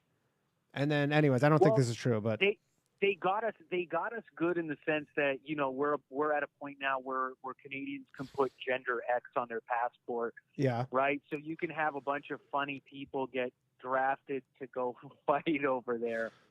Oh, man, if they start drafting the non-binary people, holy fuck, we are in trouble. I would pay money to see that, right? Like, that'd be a fun event to watch. All the people with colored hair on one team, and then just go see what you guys can do against the Russians. Yeah. I've watched Russian training videos, man, Russian army training videos. I encourage anyone to watch that. It would really make them say less bad things about Russians because they know how to take a beating. Yeah, absolutely. Okay, cool. Thanks, Kevin. We got some more callers that I got to get to. Where can people find you? Just on Instagram, Twitter? You don't use Twitter. I've been trying to tell you to tweet all your crazy ideas, man. I don't like tweeting. You can add me on Instagram. I like photos. I'm a photo guy. You just post photos of churches. Where can people find your wacky thoughts? Well, I just released an album. They can go to Bandcamp. There we go. They can find that from your Instagram, though. Let's just send them to your Instagram, and they can find it. Instagram has the link. I'm not putting it on Spotify. I don't want to, do the the Spotify stuff. I don't want to. Okay, cool. I'm gonna put it in the chat here. It's at Kev Soldo, right? Yes, at Kev Soldo, and they can on Instagram. Go find. Yeah. Go. Everybody go. Follow Kevin, and then and then go. Do you do a pod? You were doing a podcast for a bit, right? I do, man. I have and that's also linked onto my Instagram too. It's the Please Feel Free podcast. Oh, okay. So then there is a place to find Kevin's wacky thoughts. Yeah, I mean, I interview other people and get their wacky thoughts, but they're just interesting thoughts too, man. There we go. Yeah, we had a New York rapper on it too, Homeboy Sandman. Cool. His name's Homeboy Sandman? Yeah, he's a New York rapper. He's a really cool dude from Queens, I think. Oh, okay, cool. Dope. Yeah, so they could check me out there. Okay. And, thank you for calling. Dude, thank you for calling. Good luck with your court case. Definitely call back and let us know. Yeah, I'll keep you up to date, but I'm hoping that's the last I've ever seen of that. I'm not. I'm not. All right. Well, either way. Only because I want to see a court sketch artist. I want to see a court sketch of Kevin defending himself very badly. I think it'll probably be Zoom court still. Oh, that sucks. I was hoping you would be a nice little fucking shitty sketch of you in court defending yourself. I mean, we can get somebody to sketch it. It'll just be me sitting at a table. Oh no, this is when you're really doing your cross-examination of the cop, and you're going to be really using that space, I feel. Walking around, yeah. Oh yeah. Somewhere else. Okay. Anyway, take the calls. Thank you for doing this, and enjoy. All right. I like your show. Later, buddy. Okay, bye. Also, oh fuck, hung up on him. All right, that's been Kevin Soldo. Everybody, go follow him. He's a very funny guy, good friend of mine, and really, really insane. Okay, we got a call, and I think it's going to be the Hard Money Troll. If I had to guess. Hello. Yo. Hard Money Troll. How's it going, Hard Money Troll? I always know it's you because you're the only no caller ID. Yeah, am I the only person that calls with no caller ID? Yes, that is correct. Well, a bunch of lames. Yeah, what's up? Nothing. Just wanted to talk a little bit of the Russia-Ukraine stuff. Yep. And everyone's been hyping up how they have Nazis fighting for them and whatnot, but like who nobody Ukraine seems does? to be like, yeah, totally. They do 100% have Nazis fighting for them. Yeah, well, yeah, for sure. But like, I don't know the details on it, but I assume it's just some, like when you're fighting for survival, you got to basically just accept whoever is going to fight for you. No. They've been there for some time from the sounds of it. They've been there for, it's kind of like they've just learned to live with them. But they're not like they didn't just spring up during this conflict. Oh yeah. Hey, we'll take it because in Ukraine, which is crazy, how they're like we're releasing all the criminals to fight for us. It wasn't like that where they're like, all right, neo-Nazis. Well, let's get them back in here. Yeah, totally. Yeah, and it's also super interesting just to think about the fact of like how many revolutions have been started by like people that went to another country to fight for somebody else. So like what dictator is getting trained right now in the Ukraine just fighting that war. So you're saying for some future war. Oh yeah, for sure. I mean, what maniacs being trained how to kill out there right now, they'll like come back in the future. So that's something interesting to think about. Yeah, totally. But great show tonight. I really enjoyed it. I was disappointed he wasn't Kevin Sorbo. Yeah, he's not Kevin Sorbo, but they have similar political views. Yeah, definitely don't dress the same though. No, definitely not. Keep up the good work. All right, cool. Thanks, dude. Bye. Hard Money Troll, everybody. Okay. By the way, the phone lines are open. If you want to call in. If people were saying in the comments about, so I turned off call waiting because it was a pain in my ass. So it just does go to voicemail. I can call you back on the voicemail. Although the one thing is that it doesn't say who called because I lost the voicemail. So anyways, you can call. Okay. We got a caller. What is up? Thank you for calling. Low Value Mail. Who am I speaking with? Oh, hey, this is Austin. What's up, Austin? How you doing, buddy? No way. I actually just got through. Fuck yeah, man. You got through, dude. You're on the show. No, that's what's up, dude. How are you doing? I'm excellent, man. I'm sitting in the studio Although it looks like I'm in a living room, which a lot of people think I'm sitting in my actual living room. Although I have a slightly... Well, then it's a good studio, right? I got a green screen. I got a green screen. That's how we do it. What can I do for you, Austin? Oh well, first off, is my audio okay? I can hear you. Dude, I can hear you fine. I hear you loud and clear, dude. All right, word. Well, I don't know, man. I mean, what's on your mind? I mean, I was listening to The Last Guy, and I mean, I could keep going with that subject. Yeah. What do you want to talk about, dude? I'm telling you, I want the show to be like coast to coast. So you whatever you want to talk about. Okay. Well, I mean, like honestly, what I want to talk about is just like low stuff. Like I don't want to talk about this high strung stuff. Like you don't want to talk about this. Yeah, you want to talk about really low value shit. Is what you're saying. You don't want to talk about like you don't want to talk about the war and stuff. Is that what you're saying? Right. Yeah. Exactly. Because I mean, my opinion on the war is just like, dude, everything's all right. It's okay. We're gonna get through it. Well, do you live in Europe? No, I live in Tennessee, actually. Yeah, well then you're gonna be fine. Fuck yeah. Yeah, exactly. And I want to encourage everybody that isn't directly involved to just be like, hey, dude, don't stress it yet. Yeah. That's maybe the time will come to stress it, but now it's not the time to stress it. That is, I mean, that is a good way of thinking about things, especially for people who watch like news all day, and it really drives a lot of fear and kind of anxiety. Oh, dude, I'm one of those people, man. I watch all day, every day. Dude, I'm the only person I know, and I go to talk to my friends, and they're like, what are you even talking about? And I'm like, bro, you're not even paying attention to anything. Yeah. And, and I'm like, you know what? If anything that's taught me is like, let's not stress it, because when it comes time to stress it, it'll be time to stress it. Being prepared is different. I'm not saying don't be prepared. Are you prepared? Have you been getting prepared? What have you been getting prepared for? I'm not gonna lie. So I don't know if what it was like where you were in Tennessee. Did you guys have like everybody was taking all the toilet paper during COVID and all that shit? Dude, yes, absolutely. Honestly, I feel like we're one small thing away from, like, especially in America, especially larger cities. I don't know if you're in a larger city, but like, I definitely feel like we're one kind of small news cycle away from all the stores just running out of everything. Like people just going to stock up on shit. And like, dude, you see today there was all those websites like Discord, and all these websites went down at the exact same time and all had these issues. And it's like, everybody knows that the Russians are going to be attempting cyber attacks. Like what happens if just like, all your phone stops working and there's no internet? Your bank cards don't work. Like, no, that's a really good point. Cause I literally just moved. The bank card, the rest of the internet part and all that stuff going down doesn't really affect me much. Yeah. Cause like I don't have social media. Well, how would you watch the show though? YouTube. I have a YouTube, but I don't have any other social media. Would you be able to watch YouTube if you didn't have the internet? Dude, you gotta think. No, man. That's you'd be a good point. No, you'd be on your own, dude.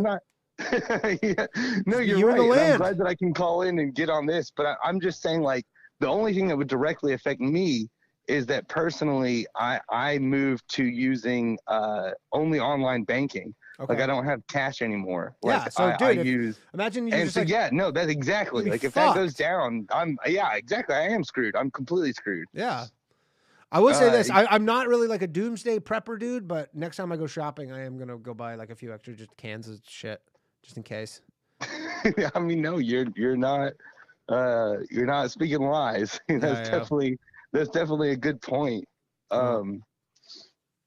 For sure. I don't know, man. I just want people to have a good message, but then I also, I don't know. Dude, this totally got me sidetracked. What you're talking about totally got me sidetracked. Sidetracked on what? Because you're talking about like the digital future, the digital age, the fact that any of this stuff could be taken away from us at any point. Yeah. And all that stuff. Well, I mean, solar flare comes. Who knows? Yeah, good point. Yeah. I mean, cryptocurrency definitely seems to be the way of the future, but then that is one of those things where it's like, wait, what about solar flares and stuff? Well, I mean, like cryptocurrency, nobody's going to want fucking cryptocurrency or lots of shit for that matter if, if we lose the internet. Right. I'm taking it to the extreme because it is as simple as what you just said. That like, so how many people think about where is their bank account and what is their bank account? And at this point is literally just a string of numbers. Yeah. Because very little people have either physical assets or, paper assets, even at that very bare minimum, because, I mean, to put myself an example, I'm 30 and I don't have a savings account. I had a savings account 2 years ago, and then I had an emergency come up and that destroyed my savings account, and I haven't been able to build it back up. Yeah. And so now at any point that anything goes wrong, it's like, well, that's the end of that. Yeah. And so I just got to take it as it comes. And so I do think that people should be aware, and, anybody listening in, for sure, like, be aware and be proactive, and that's advice for myself even. Yeah. Is be proactive on this stuff. And like you were saying, like, hey, buy an extra can of beans or whatever. Someone said buy rice. That is a good idea. Buy rice. Buy rice. Oh, dude, rice is the best. That's the thing is you probably have this giant bag of rice sitting in your fucking cupboard or whatever pantry, just looking back at you every day. And you go, why do you have this thing? But when you do want it, when you do need it, you're gonna be like, oh damn. Yeah, for glad sure. I fucking bought that. Glad previous me bought that shit. It's also like Mitch Hedberg said, right? If you're hungry and you want to eat 1,000 of something, rice. Hell yeah, dude. It's the go-to thing. Fuck yeah. Anyways, dude, thanks for calling in. We got a bunch of people. Oh, dude, I'm so glad to have talked to you, dude, Danny. thank Have you. a great What was night. your name again? I'm Austin. Austin, thanks, dude. Thanks. Sorry, Yeah. I'm so bad with the names. I keep saying this every week, but I got to get a pen and paper to write down shit. I wanted to get into something else that was lighthearted, but you totally drove it in Nah, we're going fucking full doomsday, Austin. Fuck yeah, we're going shit. balls to the walls here. Doomsday. Yeah. All right, later, Have dude. a good one, bro. Later, Austin. Have a good one. Bye. That was Austin, everybody. All right, so we got a bunch of voicemails here. I'm gonna do my. Anyways, the phone. Oh, here we go. We got a caller from Canada. Hello, welcome to Low Value Mail. Who am I speaking with? No way, Danny. Oh yes, what's up, dude? Sorry, hold on a second. I fucked up. Can you hear me? I accidentally pressed. I can hear you, Danny. There we go. What? How's it going, man? It's going good, man. How are you doing? Good. Calling from near where I grew up. I guess so. I'll just say it. I'm not worried. I'm calling from Milton, Ontario. Yeah, I feel weird because sometimes people are like, "Don't say where I'm from," and then I'm like, "I don't really matter. Like, does it matter if I say where you're from?" But anyways, I'm from Burlington, not that far away. But what's your name? My name's Adam. Adam, how's it going, Adam? What can I help you with, or what do you want to talk about? So honestly, like my main question for you tonight is about baseball cards. Oh, this is you were just in the chat talking about the baseball cards. Okay. I was, yeah. Yeah. So I'm thinking back. I'm looking at cards now. Like, I'll be honest, I don't know much about baseball cards. The only card I have that is worth anything is not baseball. I've got an old Pokemon card, mint condition that I know. Charizard? I do. I've got a mint condition, shadowless holographic Charizard. Whoa. That could be fucking worth some serious dough if you get it graded and it gets a high grade. I know. And I'll be honest, like being in Canada, I was hesitant to send it away to be graded during COVID because I just didn't want it in the mail system, but I'm going to. I know it's. You want to know if you want to hear a crazy story? So a friend of mine in Toronto, he had this cousin who, this is all happened very recently. See, he had a cousin who had this like crazy collection of cards, and his cousin needed some money. So he's like, you know what? I'm going to help you out. I'm going to get them all graded for you with PSA, which is like the big grading company. And then I'll sell them for you and I'll like help you. Cause he's like, he has some sort of like special needs or something, but he had awesome. Gretzky rookies. He had like he had a signed Bobby Orr rookie. He had like a signed Lemieux, all this stuff. Right. So he gets them and he's like really autistic, I think is the cousin of his or whatever. So anyways, he gets all these cards. He goes to the big card show in Toronto. PSA has like a booth there. He pays like $1,000. They send him in for grading. They all get graded. The Bobby Orr was, I think it was authentic, but it was altered or something. But it was still like, worth a lot. Bobby Orr rookie cards are worth a lot of fucking money. Anyways, so then the way that PSA Canada works is that PSA sends them to this guy in like East Coast Canada, and then he sends them to you, whereas normally PSA would send them just like from their warehouse to you if you lived in America. So anyways, they send them. They send them. I don't think they're crazy. But anyways, no, they're in California. But anyways, they send them to the guy. The guy sends all these cards to my buddy, and they get fucking stolen at the UPS facility. They just disappear. Man. Like 2 Gretzky rookies, a Lemieux, I think like an old Bill Russell card, like all these, and the Bobby Orr, and they were only insured for like the guy. I guess had told him, he goes, we only insure them for like $1,000, even though it was like 20 grand worth of shit. And the guy's like, we've never had a package go missing ever. This is the first one ever, and it just like gone. Really shitty. That's brutal. So, anyways, like how it couldn't get much worse than that. Like I was half worried about that just because of the fact that at the time, like, and this was probably, I don't know, first year and a half into COVID when the Pokemon cards were really, really hot. And you know, I was watching a lot of Twitch streams. A lot of people were doing that kind of stuff, like box breaking, like the old boxes, first editions. And it was so hyped up, and I'm like, I just don't feel comfortable mailing it. But sorry, I got a little sidetracked. Whatever, you just got to insure it. Anyways, yeah, Adam. So what's the question about baseball cards? Okay, sorry. Yeah. So my main question was, years ago, my dad gave me, it was 1992 and 1993. You know, the year the Jays won the World Series. Yep. He bought me, it was the mini bats. Yeah. The signed baseballs and the complete card sets. I can't remember which card set. But they're Blue Jays? They were. It was Blue Jays. It was the complete 92, complete 93 baseball card sets. Yeah. With these little mini bats signed by the players and these balls signed by the players. And like an idiot when I was a kid, yeah, I had no appreciation at all for baseball cards.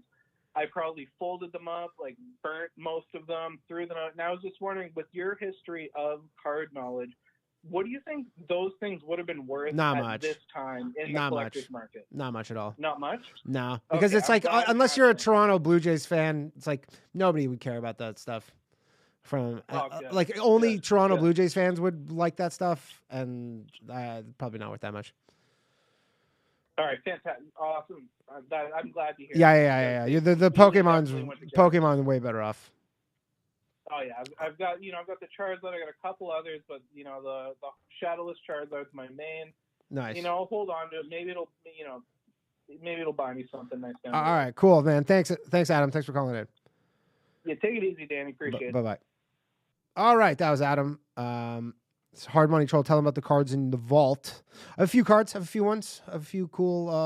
I have an Andre the Giant. 1980. What is it? 1983 Wrestling All Stars. The yellow one. Pretty sweet. Okay, we got another caller. Hello. Thanks for calling into Low Value Mail. Who am I speaking with? Hey, it's Devin. Hi, Devin. California. What's up? Hi. Happy International Women's Day. Thank you. And happy Women's Month, History Month. Thanks. We're privileged. Yes, very privileged. How are you doing on this fine International Women's Day? I'm pretty good. Nice. Pretty good. Nice. Just chilling. Cool. Enjoying the pod. A lot of good content. Yeah. We kind of got off the rails there a bit with Kevin and the baseball cards, but we're back into normal stuff maybe. JJ says hi. JJ says hi, Devin. Remember JJ? Oh, tell JJ I said hi. Yeah, we met, Danny. Remember? I know that. I know we met. Yeah. Of course I remember you. Yes, at the Improv. JJ's spelling my name wrong. I know. JJ's slightly dyslexic though. Don't hold that against him. Love it. So what can I do for you? Do you have anything you want to talk about? Yeah, any hoozle. I had a question. So here's the deal. This is a financial question about the housing market, which I don't know how you're into the housing market. I know some stuff about it. I'm basically all the stuff I know a little bit about this stuff. We were supposed to have Enrique. I don't know if he was supposed to come on. He used to run this big hedge fund and he's very knowledgeable about all this shit, but he couldn't make it. But he's going to be on next week. So if anybody left questions in the Patreon, he will be on next week. So anyways, cool. But anyway, so about the housing market, shoot. Yeah. So, okay, here's the deal. So I have been saving to buy a house, live in California. Obviously that's like the gold. It's, you want to buy a house. Yeah, absolutely. But it's very expensive, yada, yada. I've been saving a pretty long time. But the deal is I was at the point basically just before COVID where I had 20% down for the housing market at the time. Right. And now that is no longer 20%. Yeah. Now I'm at like 10. So yeah, it's a bummer. So a pretty, I have an idea, I still have a pretty good chunk of change. 10% of a house in California is a good amount of money. Can you buy your first house with 10% down there? You can, but you have to pay. You pay like an insurance thing, like an extra fee or whatever. Yeah, exactly. And then you would have to be, like my ideal situation would be to have 30% down and do a 15-year fixed. Yeah. So that hopefully like I could pay it off early and then, and then just own it. Investment I mean, the one property. thing I would say is interest rates are so low that I would just, I mean, I can't say that they're going to be like this forever. Although I do read some people who think that we're going to be low interest rates indefinitely. It's never going back to like the elevated rates of interest. So it will be fairly cheap to borrow money for a while. And just in terms of not getting a 15-year mortgage, you could do like a 25-year mortgage. I don't know. Yeah. Someone says, Hard Money Troll says, put all your money in Shiba Inu. Done. Sold. Yeah. Yeah, no, but my question would be more like, so basically I'm pretty solid where I'm at right now and everything. But I could wait like 3 years, have more money and kind of hope that the housing market goes down. Do you think that's like insane? Or that's a tough one. It seems like I own a place in Toronto, which I bought in 2015. And I remember at the time being like, man, this is crazy how much places are. And then now you look back on it and you're like, holy shit, what a fucking deal that was. So it seems I have some friends who are in real estate, and it seems it's one of those things where the best time to buy it's like the saying, like the best time to buy a house was 10 years ago, and then the second best time is today or whatever the fuck. But I think you're probably better off. You would have to crunch the numbers, but my guess is you're probably better off putting 10% down and paying that penalty than waiting 3 years. Because like that penalty is probably not an insane amount of money. It's probably, an extra $50 or $100 a month or something, because it's just essentially the insurance on the risk of you defaulting on a house while simultaneously. But it's pretty hard to, time like the housing market to say like, is housing going to be lower 3 years from now? Might be. I don't know. That's definitely not my my wheelhouse on that. But I think I would say the best thing to do is just buy it now. Versus, although unless, you know what, there is a really good chance though that we're going into a global recession with all this fucking shit that's going on right now. So someone says they dropped their insurance payment in 1.5 years. So maybe there is an amount of money where you can just once you hit a certain threshold where you don't even have to pay that anymore. Yeah, you don't have to pay it after you've reached that. Well, in that case, 100%, I would just do that. And then I would just work on paying off that, whatever that amount is, to just remove that penalty, and then you just were penalized for a short period of time. I mean, I guess the decision you need to make is, are we going to go into a global recession? My guess is we are. Yeah. That's definitely like my worry would just be like buying a house in like the equivalent of 2007. But but again, it's like the people who bought houses in 2007, say you bought a house in 2007, you're up on that house so much now. It's like, sure, in 2008, you would have been like, what a fucking idiot. In 2009, you would have been like, I'm so stupid. But by 2012, you're like, okay, my house is worth way more than what I paid for it. Like, so I wouldn't, I've heard some Warren Buffett thing where he basically says like, the good thing about houses is that unlike the stock market, you don't get a fucking price on your house every day, because if people were told every day what your house is worth, people would do stupid shit like sell their house when it dropped, 10%. But because you don't know that, people don't make these dumb decisions. But I would say just buy it. Yeah. I would just go buy a house, especially if you're going to live there, because it's like you need somewhere to live. Yeah, that's true. I probably would. My move would probably be to rent it, to be honest. Are you going to buy a house to rent? You're going to buy a house to rent? Are you going to live in like the basement kind of deal, or just straight up just live somewhere else? It depends the situation. Like right now I live with my brother, and I get pretty sick rent. Well, then just do that. But I would say, if you have the money, just go buy it, and then because like trying to time a global recession or like a housing correction is going to be pretty hard. But the odds are that you're not going to be able to do that, and that the one thing you can pretty much guarantee is that the price of houses is going to be higher in 5 years from now. True. Yeah. Well, cool. All right. Thanks. Thank you for calling in, Devin. It was nice talking to you. a low value female. That's right. On International Women's Day. Boop. Bye. All right, bye. That was Devin, everybody. Oh, all right. We got another call. Shit's ringing off the hook. Hello. Thanks for calling Low Value Mail. Who am I speaking with? Hey, my name is Joe. I am Joe Hacks on the Boys Cast Discord. Shout out to my boy Chad Thundernet. What's up, Joe? Chad says hi. I don't know if he does, but he's in Australia. I think Chad's in Australia, right? Chad is in Australia, so I catch him on the late shift, you know? Nice. How's it going, Joe? It's going really good, and I feel like I want to get into the spirit of the show and ask you about something you're not particularly qualified for. Nice, do it. Yeah, that housing question, I'm like, yeah, that's definitely not my forte, but I do know enough to know if you have the money, just go buy it, I guess. I don't know.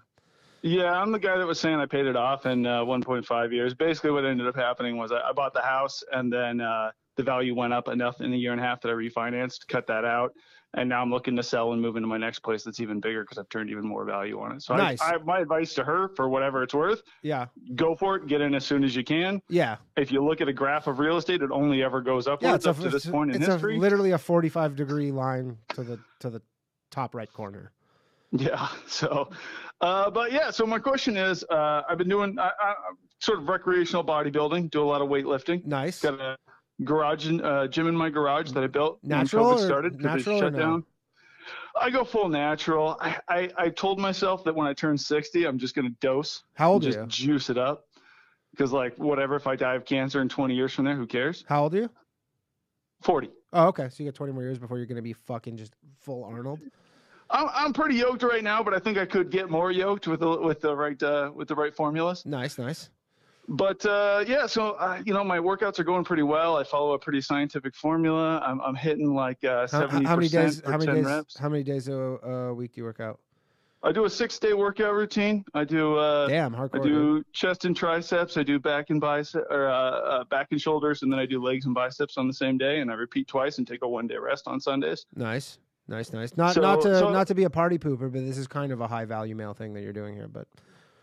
I try my best to hit that, but I find that I've got my bench press up to about 255 pounds for 3x10, and it's going upwards. But I'm like, I'm not making the gains I want to. My recovery time's lower because I'm getting a little bit older. Yeah, so I mean that's a pretty good amount for your. How tall are you? 6 foot. Yeah, that's pretty good.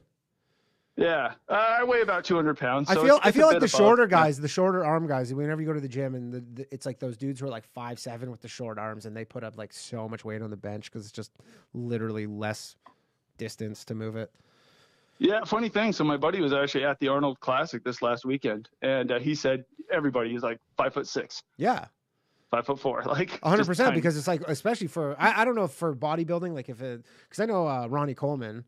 He was like a monster. He was like 6'2" or something. Yeah, but I mean, with enough, if you inject enough bull steroids into your testicles. Oh yeah. He was literally like some of the photos of him. You're like, holy shit, it looks photoshopped. Like, doesn't even look real.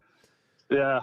So I guess my question is, what can Japan do about its declining birth rate? And do you think that America is going to be facing the same problem? Japan can do nothing about their declining birth rate because they have so many old people.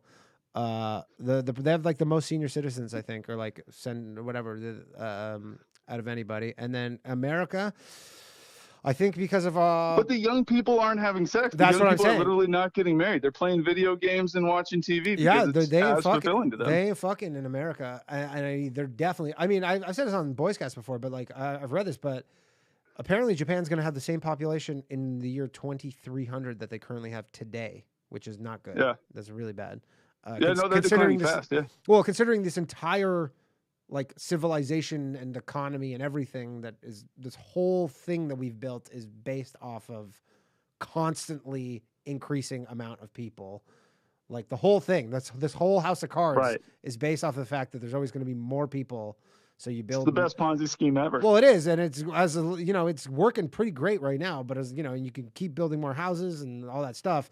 But the moment that houses are vacant because there's not enough people to go in there, and we don't need to build any new ones because the old ones aren't even full. That's not good. How do we get people to start fucking? I don't know, man. That's a tough one. I mean, I to be honest, I'm kind of part of the problem. I'm 38 years old. I'm not even married, and I don't have any kids. So I didn't start having kids until I was like 36, so you got time. Oh yeah, I got time. I'm not worried about that. I'm a guy. And my girlfriend's not she's not old, so she's. Yeah, you're Jewish. Abraham had his first kid when he was like 98. Yeah, I hope I'm gonna be fucking long dead by that point. But how many kids do you have? 2. 2. Okay. I don't know, man. Maybe it needs to be like some sort of Brave New World thing where we just are cranking them out at like a fucking Ford factory and. They're just like, I don't know. Because you know what? I have a few friends, some of my friends have kids, but you know, a lot of actually, you know what? All my friends from back home all have kids. And then it's all my comedian friends who are just fucking clowns who none of them have kids. So I don't know. Maybe it's something about comedy. So let me pitch you a scenario. So Russia's just recently had all their porn and all their Netflix and stuff cut off. Do you think that's going to bump the birth rate since they got nothing else to do? Nah, I don't think so because it's probably so crappy to live in Russia right now, especially if you're not like have good means. I mean, all like they're just losing everything. I mean, I'm sure you know they'll some people will pass the time, but I feel like uncertainty, stuff like that kind of uncertainty of like, are we about to go to war? That makes people not want to have kids. It's almost like that's why there was the whole baby boom after the war because people were like, all right, it's safe to, you know, get at it. And then people were, you know, they had that kind of certainty and that safety. So then they started having lots of kids. But I think in this kind of scenario with all the stress and uncertainty, you'd be less likely to have kids. That'd be my thought on it anyways. Smart. All right. Well, I appreciate you taking my call. Cool. Thanks, buddy. Take care, Joe. Thanks. Ciao. That was Joe, everybody, with a little bit of a curve ball. So and he's yoked. So if you need some tips, people are discussing my age. How old did you think I was? I thought Danny was not 30. Should we all say how old did you think I was? I feel like I look like I'm in my 30s. I thought Danny was at least 37. Pretty accurate. 38. And yes, I always look tired. That's just how my face is. Okay, so what time is it? 11:10. Yeah, we'll keep on cranking this out. We got another 20 minutes. The phone lines are open. Everybody, if you want to call in, I am going to check out. See, you know what the problem with the voicemails are? You don't need to leave a voicemail if you want to call back, or maybe you do. I don't know. Okay, I had a voicemail from last week that I'm gonna play, but then someone might call in and interrupt it. But anyways, what's up, Danny? My name's Jordan. Comedian out of Dallas, Texas. Just out of curiosity, what gives you the balls, man? So close. All right, we got a call. Hello. Thanks for calling Low Valley Mail. Who am I speaking with? Oh, hey, man. It's Rob from Vancouver. What's up, Rob from Vancouver? How you doing, buddy? Good. I called you last week about the pillow spray. Oh, the pillow spray. Yeah. Alex Byron, the comedian who called in at the end, I posted in the Discord, but he sent he went and bought some pillow spray at Winners. It was $4. Oh, nice. $4? Yeah, it was on sale from $6. It was $4 for some pillow spray. Wow. He went and bought some. Oh, I bet you my girlfriend's not buying the $4 kind. Yeah, but I know, whatever. It sounded like she had some money. So, how much is gas in Vancouver right now? You drive? Like $2.10 a liter. What's that? $8 a gallon? $8.40 a gallon, but Canadian. So that's $7 on a gallon. Something like that. Anyways, what's up, Rob? You got some more pillow spray questions? Well, I thought we could talk about something that you might be interested in. Just a couple comments on stuff that's already happened this show. If you don't mind. Absolutely. Yeah, absolutely. Yes. By the way, people who are listening, feel free to call in if you have any comments, anything you want to add about something that you heard on the show. That's definitely encouraged. So, anyways, shoot, Rob. Okay. Actually, first things first, that phone call last week cost me $10 because I realized I don't have international calling. So that's a bummer. Fuck. Sorry, dude. This one's probably going to cost the same. Oh, man, I can call you back if you want. I'm in the great free country of America. Because, dude, you know what? I'm going to call you back. Okay. Hey, you're a nice guy. Yeah, it's high value. We're a high value podcast, even though we're called Low Value Mail. What's more low value than calling back Rob so he doesn't have to pay? Plus, honestly, I hate the phone carriers in Canada, and I don't want to give them. Hello. What's up, Rob? I was just saying how much I hate the fucking telecom companies in Canada, and I don't want to give them any money. I don't want you giving them money, and anything I can do to not give them money, I'm very happy to do. So, how's it going? It's a racket. Yeah, it's a racket. I have a real disdain for them. So, anyways, I'm happy that we just kind of pulled a little fast one on them. Good, fuck them. CRTC, bunch of assholes. Do you understand that the phone that I have for this podcast it's $15 a month, and I have unlimited calling, international calling, and data. It's $15. That's absolutely unreal. And isn't it crazy? Our government here seems to think it's like perfectly fine, and like always downplays when that sort of comes up at any point. I get that Canada is a way bigger country geographically, and there's less people, and because of like economies of scale and whatnot, you're not going to get the same. I understand that you're not going to get the same price as a country that's as dense as America with as many people, but still, the prices up there are clearly, they collude with each other, and they fucking suck. So, anyways. It's an oligopoly that's enforced by the CRTC, which is a bunch of appointed people, unelected officials. Absolutely. Yeah, dude, you're speaking my language right now. Nice. Okay, so the first person that called in, his name is Kieran. Kieran, okay. I called him Karen. Yeah. Okay, thank you. I should have known that, actually. Just want to shout you out for calling out the green energy policies for leading essentially to a large part of this war. Because that's a contrition you probably won't see, certainly from the left at any rate. Oh, 100. Well, I mean, again, I'm not like, nobody could have seen this coming. Although the one thing is, if COVID taught us anything, is this not seeing it coming, but this kind of this reliance on this kind of globalism thing where, you're relying on other countries for stuff. First with COVID, with, medication and PPE and all that shit. And then now with oil, and you go, look, like, if you can fucking do this shit yourself, stop giving these countries money, especially the ones who are like, it's not like Sweden or some shit who are pretty buddy with. It's like these are countries that have like had nuclear missiles aimed at America like not that long ago. So that's speaking about Russia. But anyways. It's absolutely wild that like.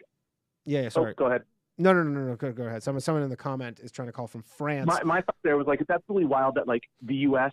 has been like underwriting global trade, basically set the rules-based order, and like Europe goes ahead and like makes a currency to rival them, decides to get chummy with like their worst enemy. Like, hey, thanks a lot, guys. Yeah. But anyway, let's see. I watched the Ryan Long comedy special. Yeah. By the way, everybody, if you haven't seen it, go check out Ryan Long's comedy special on YouTube. Free on YouTube. Free on YouTube. Yeah, it's fucking killer. Yeah. He loves doing that little stinker, like I'm a bad little boy face. He is a bad little boy. I thought it was kind of funny. I'm gonna tell him that. He's a bad little boy. Nice to hear you're from Burlington, local boy. I'm from Hamilton. Nice. Home of Dave Vanderchuck. Yeah, Dave Vanderchuck. Absolutely. I actually went to Hebrew school in Hamilton. Oh wow. Yeah, on Hebrew school. The Hamilton Hebrew Academy on Main Street West. In Westdale. Okay, at least it's on West. In West. Oh, fuck, that place is a real nice school. Yeah. No, the school was a piece of shit, but my parents insisted on sending me to some sort of Jewish school. Okay, I went to Mac, so I used to live in that area. Yeah, literally across the street from my master.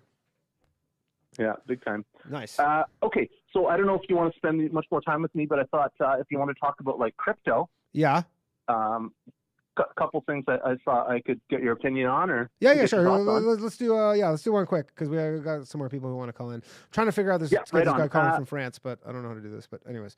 Oh fuck. Oui. What do you think of, first things first, what do you think of virtual property, like NFT based virtual property that you buy for the metaverse? Like Decentraland, that stuff. My friend bought some property in Decentraland, and there's like the sandbox and all that shit.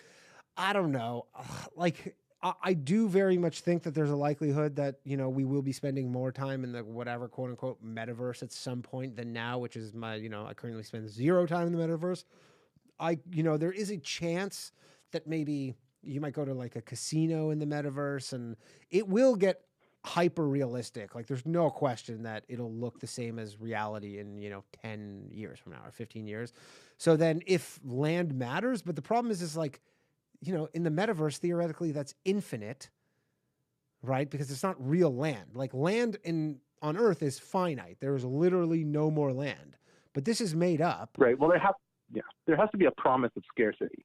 I understand there's a promise of scarcity, but what happens if Facebook goes, okay, we're making our own metaverse, and like we're not using your metaverse, we're using our metaverse, and our metaverse is, anybody can have a thing. I mean, I get it. There'll be possibilities for advertising, or you could have a casino or like a fucking.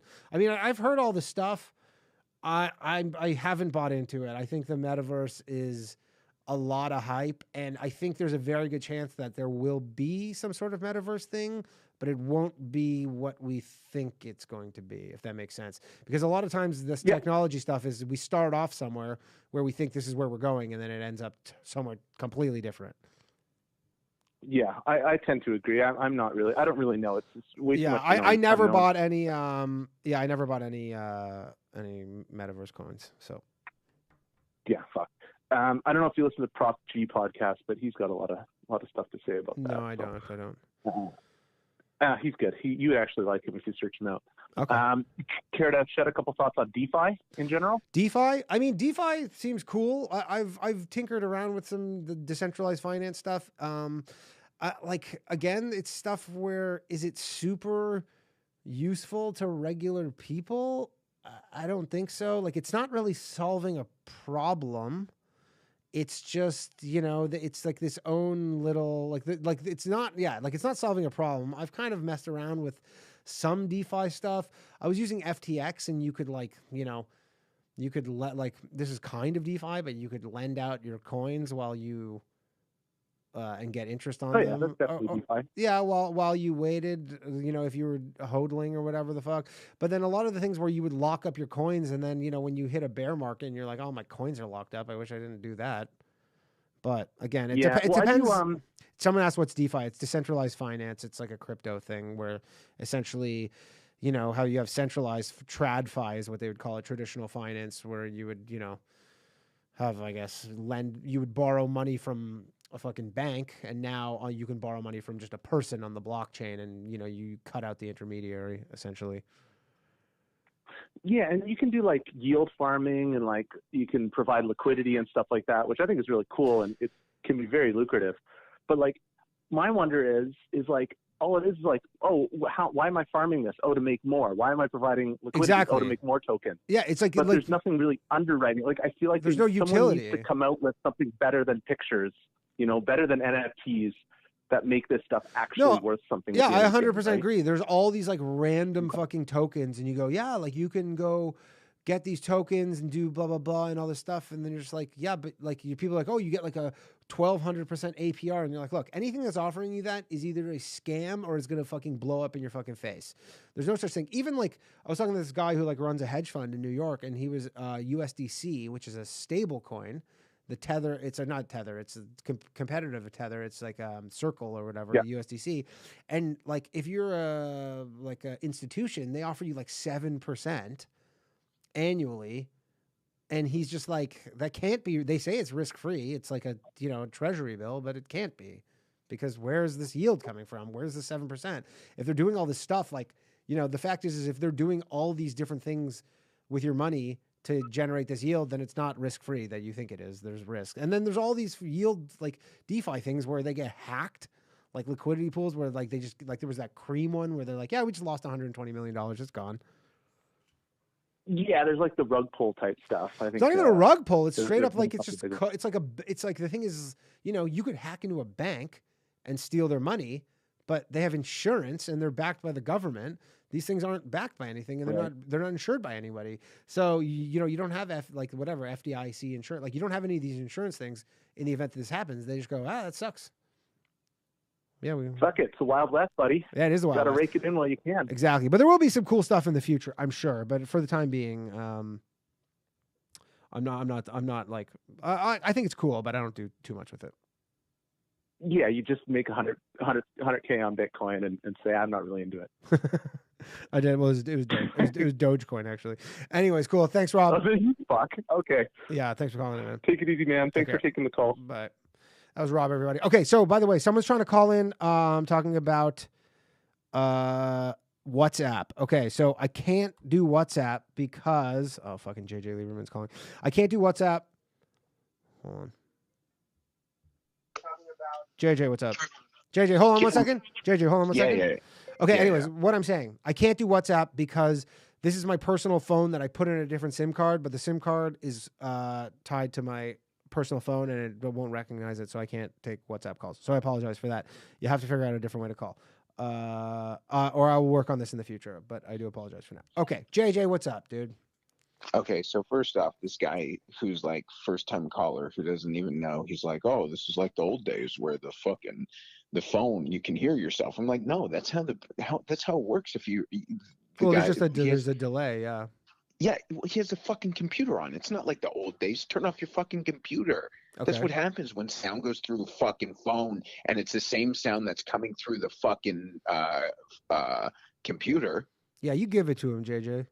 Okay, and anyways, was that Buren who was talking about crypto? Alex Byron? Yeah. That wasn't him on the phone there, no. That was Rob from Oh, Vancouver. by the way, Bitcoin's pumping right now as we fucking speak. Not to talk about Bitcoin anymore, but it is pumping. Is it pumping? Also Luna, Terra Luna, US, their stable coin is actually backed by Bitcoin. That's why Terra was pumping recently in the last couple of days. Anyways, why? Bitcoin's been going down. And why would you want a stable coin backed by Bitcoin? That seems insane. No, that's actually Bitcoin solves this. Anyways, how was the show so far? I came in and it was Soldo. I missed Soldo's interview, which I do love. He's one of my favorite people. Yeah. Wait, you're just calling to check in to see how the show is going? No, I'm actually like 3-tabling. By the way, a lot of comics really impressed with my poker ability, not impressed with my comedy ability. That's fine. Pretty disappointing. JJ, you should stream you playing poker. I know you were doing that a bit for on Twitch or whatever. We should get you back streaming poker. But you think people really want to watch something like that? Like, I don't know. Ask in the fucking chat here. People, do you want to watch JJ stream poker and let's do make an ass of himself? Let's do a low value. What do you call it? Protest? No, not protest. Poll. Poll? Whew. How did you get protest out of that? I don't know, JJ. Don't sully the name of my podcast with your poker playing though. No, just start. Someone says shit. Yeah, I'd watch JJ play poker. JJ does not have ADHD. A survey. Someone says survey. Yeah, that's better. Poll survey. A poll is the same thing as a fucking survey, Perry. Okay. Jesus Christ. Yeah, Gerard. Okay, JJ, it sounds like people will want to watch you play poker. So really, yeah. And so what do? We'll do like the low value. Yeah, segment. I'm not gonna plan this during the show, but I mean, on the show. Dude, you used to stream playing poker on Twitch. I remember it. I've watched you. Let me tell you something, Robert McGregor. You'd watch me drink and you'd watch me. Can I say fuck you or no? Is that gonna get you a strike? But that's not gonna give me a strike. Soldo's gonna give me a strike. What would get you strike? Like if I said overtly like a racial word or a misogynistic word. Misogynistic? By the way, let me read this to you. Can I read this to you and then we can have a good laugh? Okay, JJ. So this guy used to headline comedy clubs. I posted in our Instagram chat. And he writes, in honor of Women's Day, and because I want to read more books by female authors, what are your fiction recommendations for novels penned by women? I thought it was a troll post. He was serious. What a loser. Someone we know? Yeah. Who says that? I don't know. Like, what's wrong with it? What do you think that is? Like, aside from the obvious, like, virtual signaling, like when someone's like, when a guy's virtual signaling, but why? Why now? What do you think it is? I don't know. It's a good question. Do you want to name names? No, but seriously, like, what? Do you want to name names? No, it's fine. No, I mean, that's fine. No, because he's friends with, like, Ryan. Yeah. No, I don't think that's whatever. I mean, basically, if anyone replayed this, it's interesting because I had a conversation about this, and I think this is really important. While you were on stage, and I was talking to Matt, who runs Comedy Fight Club, because he grew up in New York, saying how I went to that show in Bushwick, and they're very like inclusive, like they're an inclusive like LGBT, this people of color, POC, blah blah blah blah blah. Yeah. And again, it's one of those things where in 2017, 2018, I wrote a post. I don't know if you remember it, saying like, hey, I don't understand all these LGBT shows that won't book me, but you say you're all inclusive, like you're inclusive, but you're not. Yeah. And then someone wrote, this idiot, Mikey, whatever his name is, he wrote, well, maybe they don't want to book you because of your style. But I'm like, but you can't say you're inclusive and then choose what you include in that. Like, you don't get to choose what voices of the rainbow get to speak. You're either like including the whole rainbow or you're not. Yeah. Right. So. And what part of the rainbow are you? I'm wherever you find the a little brown. You're the brown color on the rainbow. Yeah. I think you're the brown edge of it that they cut off to just have the more palatable rainbow. Who do you think they give that part to? Like the people that like find themselves as like I don't want to get distracted, but like the Furbies. The Furbies? Furbies are like those toys. You're talking about the furries? Furbies. Yeah. I don't know. I don't know, JJ. All right. For what it's worth. All right, JJ, we're going to cut this short. By the way, Bitcoin is up a lot. I don't know what happened. What do you mean? It's by the room. What do you mean? It's up $2,000 since I started this podcast. Yeah, but that's what I'm saying. It's the because everyone was worried about Biden and that announcement this week. Yeah. It's like sell the news, buy the news, or whatever it is. Buy the rumor, sell the news. Yeah, I mean, like this is buy it, man. Okay. Someone asked how the dogs are going, JJ, and then we're gonna let you go. First of all, let me just say one thing. Very low value, Danny Polishchuk, to cut off something that was so fucking interesting. What? What was so interesting? What do you mean? Me? What do you mean? I'm not cutting you off. You fucking cut this short. This was the most value, and you, by ending it, you really are the fucking title of your show. You fucking low value Hopelitron. JJ, thank you for. Were you laughing or breathing? I was laughing. That was very funny. Okay, good. Yeah. Is you're on a delay? I can't tell. Yeah, there it is. Yeah, I see it. There now. you go. I'm on a live. Yeah. Let's fucking go. Anyways, JJ, Okay, we're have a gonna good get one, you man. fucking streaming poker because the people want it. The people want it. Maybe we'll do the Boys Cast poker edition. No, you don't need us. Oh, that's you true. just need to do it. People I don't are know. listening right now.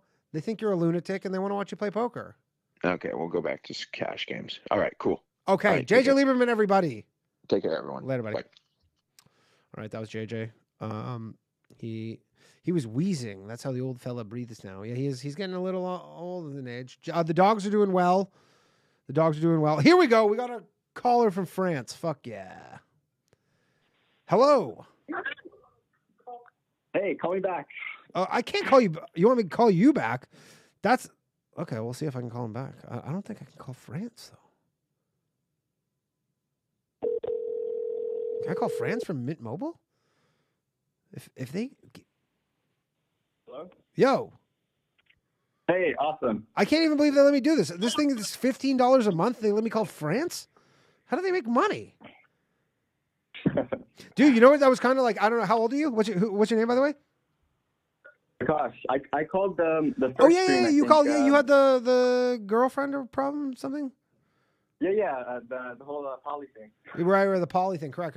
Yeah, because so the people my age will remember this. This was like a little scam back in the day, but when there was not cell phones and like when I was like in elementary school and you'd call collect.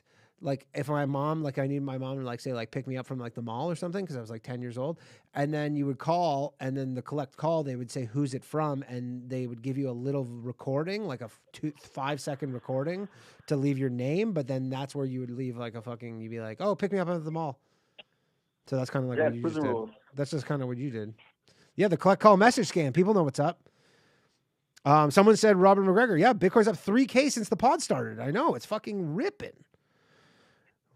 Anyways, how's it going? Akash, was it? Yeah. Okay, cool. How are things over in were you in Paris? Yeah. Nice. How are things over there? Like a week, 2 weeks ago. Nice. What part of Paris are you in? What do you mean? Like which area? Yeah. The 14th. Nice. I love Paris. I really want to go back there. It's one of my favorite cities in the world. Yeah, it's chill. Yeah, it's pretty chill. Are they talking about the war a lot there? Are they worried that fucking they're coming for them? Are the Russians coming? They're asking me, like all my friends are asking me like, hey, the Americans, I'm sure that I can't wait for them to come in and start cracking skulls.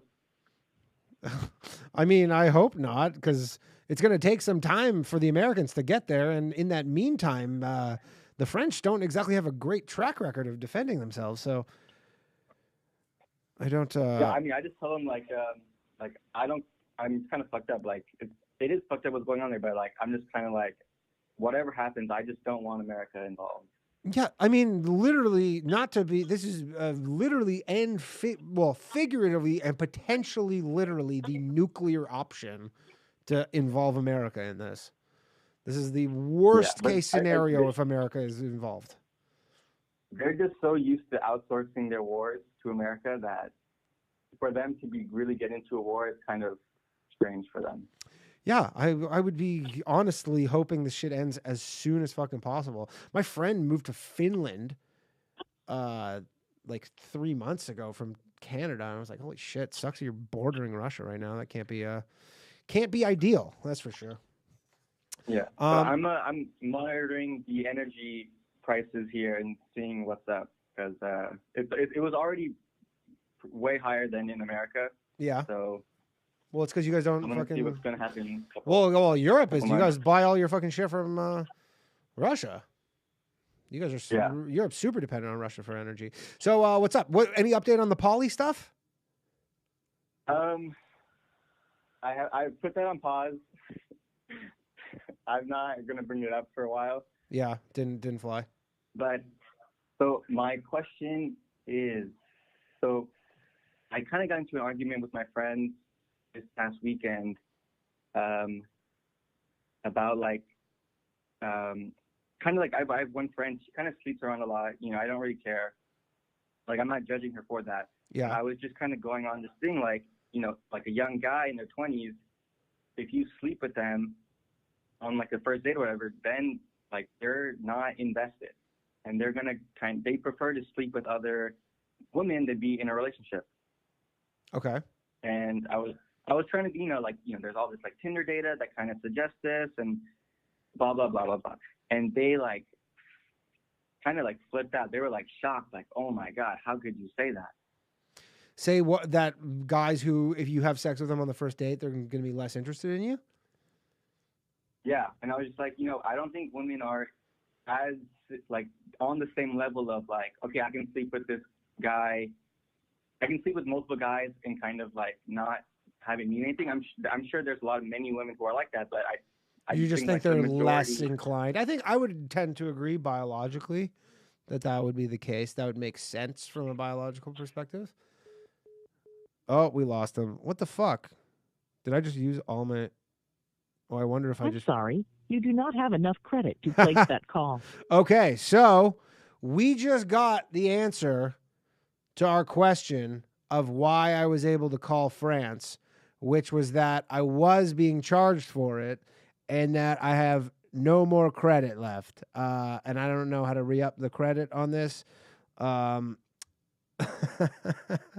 Good one. That's a good one right there. Okay. So, Akash, we just found out. No, I don't even have a credit. This thing is that I don't understand. I don't have credit. So I don't know how to have credit because I don't have credit. I don't even really know. So, you know what? That kind of sucks. Doesn't suck that much, but we were getting near the end of the show anyways. So that is the end of the show. We are ending this show on one of the most low value ways to end a call-in show in the history of call-in shows, which is that I ran out of credit. No, see, I could probably get it if you guys want to fucking dick around for 5 minutes. But the problem is that I got to log out of this. Okay, let's see if I can just do this in 2 minutes. I'd say have JJ call back, but I can't even do that to fucking, let's see. Hold on a second. Let's sorry, everybody. This is not an ideal scenario, but we're going to see if I can call JJ back and we'll have him fucking talk on the air. Oh, see, now the call worked. Okay. So hello. Thanks for calling Low Value Mail. Who am I speaking with? Marco, what's up? Okay, so sorry, Marco, just to call you off 1 second. Anyways, yeah, so I guess I just had some sort of data thing, and then I just ran out of that. but I still have calling allowed. Hey, Marco, can you turn off the thing in the background? Yeah. Okay. Thanks, dude. So anyways, that's the deal. I guess I can't call France. Sorry. You can't call France. I thought I could, Marco, but it turns out, I thought Michael. Oh, Michael. I thought you said Marco. Yeah. I thought I was talking to someone a little more exotic. A Marco. Not exotic at Turns all. out I'm talking to just the most basic of Michaels. It's all good, though. That's pretty basic. It's all good, though. How you doing, Michael? Great. I'm loving your podcast. Thanks, man. Thanks. Where are you calling from? I'm one of the boys. Actually, I'm in Oklahoma. Nice. I've never been to Oklahoma. What's that like there? It's awful. Is it really bad? It is. That's cool. You don't even want to know. I guess there's lots of the oil stuff that's going to happen. That's good for your lot state. of oil. Yeah. Isn't that good for? Don't you guys? What is the like where all the refineries are or whatever? Cushing, Oklahoma. Yeah. Is that right? Yeah, Cushing. It's a huge boom. Yeah, this whole shit. You guys must be watching all this stuff, being like, "Hello, fucking more money." Right. Yeah. Oklahoma's about to have a little bit of a boom. It is. Yeah, and that's the way it works. But I don't know. I had a question for you, and I'm kind of torn about something. Okay. Yeah. As a boy. Okay. So I lived in Minnesota for 30 years. Yeah. I'm going back to see I'm a big orchestra nerd. I'm going back to this orchestra concert, Mahler, Ninth Symphony. Okay. I'm a huge. It sounds familiar to me. My parents are really into that shit. Okay. Yeah. Yeah. The thing is, I've got two buddies who are going to go with me, and we're going to do some LSD. Nice.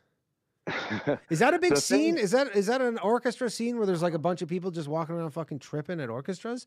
I thought it was not more at all. Not at all. No, like it's kind of not at all. Yeah. Okay. I was gonna say because it seems like it's more like a high society kind of deal where everybody's like. It's very high society, but here's the thing: there are always like so many beautiful women there. I mean, you would not believe how many beautiful women. Escorts mostly.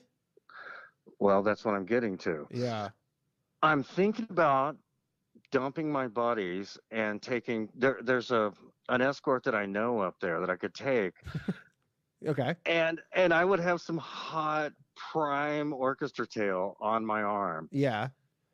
But not on acid. Is that would you still be on LSD or no? Because that would ruin the whole. Probably not. Probably not, right? Because that would kind of ruin the rest of that. So I'm just, is that an anti-boys thing to do? That's a good question. So you can either go to the orchestra with your boys, right? And would they know you're in town, or are you gonna not even tell them? Yeah, they know I'm coming. Yeah. And are they? They would probably understand. Okay. Would they go as well? No.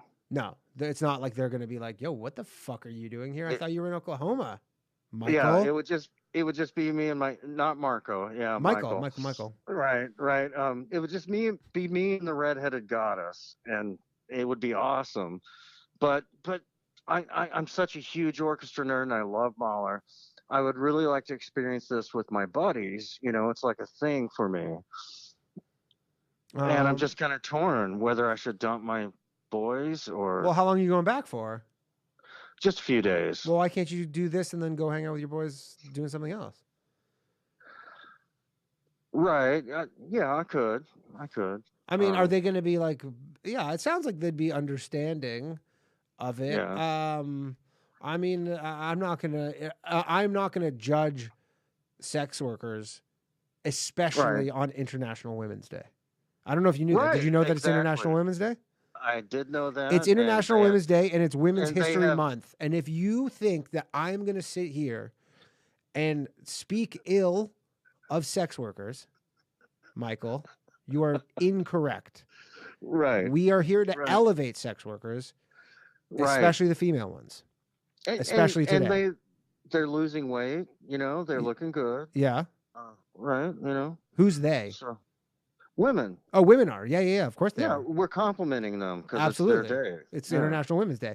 So I would say because it's International Women's Day, it's that's an 100% affirmative. It would be It'd be totally fine. What I'd say, what night of the week is this thing on? Friday. It's a Friday, so I would say, when are you getting into Minnesota? On Thursday? Yes. So get in on Thursday, get prepared for Friday, go hang out with your friend, and go see Mahler on Friday. Right. And then on Saturday, you go hang out with the boys, and you guys go do something fun. Right. Yeah. And so I get the best of both worlds. Yeah, maybe go see, are you into sports? Yeah. Maybe go see them. It's not quite as high society as it's hard to top the orchestra. I was gonna say maybe go see a Minnesota Wild game or something. I don't know, fuck. What other stuff you're into? But I think you could do both here. I think you could do both. The only thing I would say is like, are your friends like super into the orchestra and they're gonna be like really bummed that they didn't get to go to the orchestra? Not as much as me. No, it's just they know it's a big thing for me. Oh, so it's like a well, a then cool thing tell to do them with that me. well, yeah. Well, then in that case, they won't give a shit probably. Tell them that it's International Women's History Month, Right. and that Right. International Women's Day will have passed. But maybe I recommend once you get off the phone, make the date with the escort so that it'll be on International Women's Day that you hired her. Right. So Right. just I want to do that. On give that her a day. little extra special International Women's Day. Right. And then the next day you could go hang out with the boys. You could tell them all about it. Maybe they can smell your fingers. They might could do that. Yeah. I think that sounds like we got our solution. Oh wow! I was so torn about this. No, the boys will understand. And if the boys don't understand about International Women's Day, then I don't know. Right, then they're sexist if they don't understand. Right? At bare minimum, Right. Michael. Right. Yeah. Okay. All right. All Well, right. let me know. You know what? I'm gonna go check out. When did this Mahler character die? 1911. 1911. So his music would be royalty free. Maybe I can play it on the show. Check out some Mahler, if you can. He's pretty awesome. What's the song? What's the Mahler song? What do I? It's going to be the Ninth Symphony. Mahler Ninth Symphony. Oh, Do they? You're an orchestra nerd. So are they just numbered in order? For the most part, yeah. Like it's just ninth, and then literally the next one is the 10th. He died while he was writing the 10th. Oh, so it's like a work in progress. That one has been completed by musicologists, but yeah, it's a. Oh, they completed it. one. They figured like they knew what he would do. Yeah, they went into his sketches and shit. I actually saw that one on mushrooms a couple of years ago, so that was pretty cool. You know what? But, One day, Michael, I'm gonna go watch an orchestra on some psychedelics. By the way, you're an orchestra nerd. Something really just caught my eye. I'm looking on YouTube, Mahler's Ninth Symphony, and I'm looking at, they have the sheet music up, and it says here 1.2, there's numbers, and it says clarinet. Is there a musical instrument that's spelled F-A-G-O-T-T? Because I'm like, what am I looking at? That's like the. How do you bassoon spell? or How do you something like pronounce that? YouTube. We're right. talking about an instrument right now. Do not ban me. Right, How do you pronounce the name of this exactly. instrument? F-A-G-O-T-T. I think that's a bassoon, but in a different language. Okay, because it legit. Yeah. It's like a fagot. Yeah, and Ryan would be, of course, all over you about that. Yeah, I don't. Anyways, I saw that. I go, I didn't know that's an instrument. A fagot. We'll call it a fagot. Yeah. Just so. Well, maybe it's just diversity. They're trying to get diversity in the orchestra. Maybe. It could be. Maybe it is. Anyways, Michael, go do this. Let me know how it goes. All right. Thanks, Danny. Okay, I appreciate it, man. Take care, buddy. All right. Later. Bye. All right. That was another International Women's Day success story for the women. Okay, it's getting late. We're going to do this thing. Honestly, it's a bassoon that's prohibited from entering Saudi Arabia. Pretty funny. Okay. Last call of the night. It's from France. It's our boy Akash. He's calling back. Akash, how we doing, man? Hello. Yes.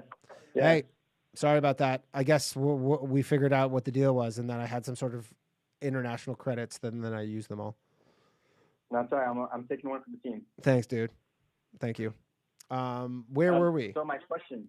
Yes. My question was, since I work in fashion. Okay. That's why I'm in Paris. So all my friends are like very, very left. Yes. And I'm like kind of all over the place, but like someone who's on the right, like in Europe, is on the left in America. Yeah. So I'm more like center, maybe center right, on some things. Yeah, I mean, it depends on the issue. I mean, I feel like most normal people are like, it depends on what we're talking about. Yeah. So what do I do if, like, especially in the whole fashion scene, like everyone's super left and all my friends are left, and it's like sometimes I like share an opinion and they're just like, what the fuck, Oh, you're saying that sometimes you'll share opinions with your super far left friends, and they'll be like, "Who are we hanging out with?" kind of thing. Yeah, it's like I'm basically just like, oh my god, this guy's like he'd vote for Marine Le Pen, like that type of. Yeah, oh yeah, like super far.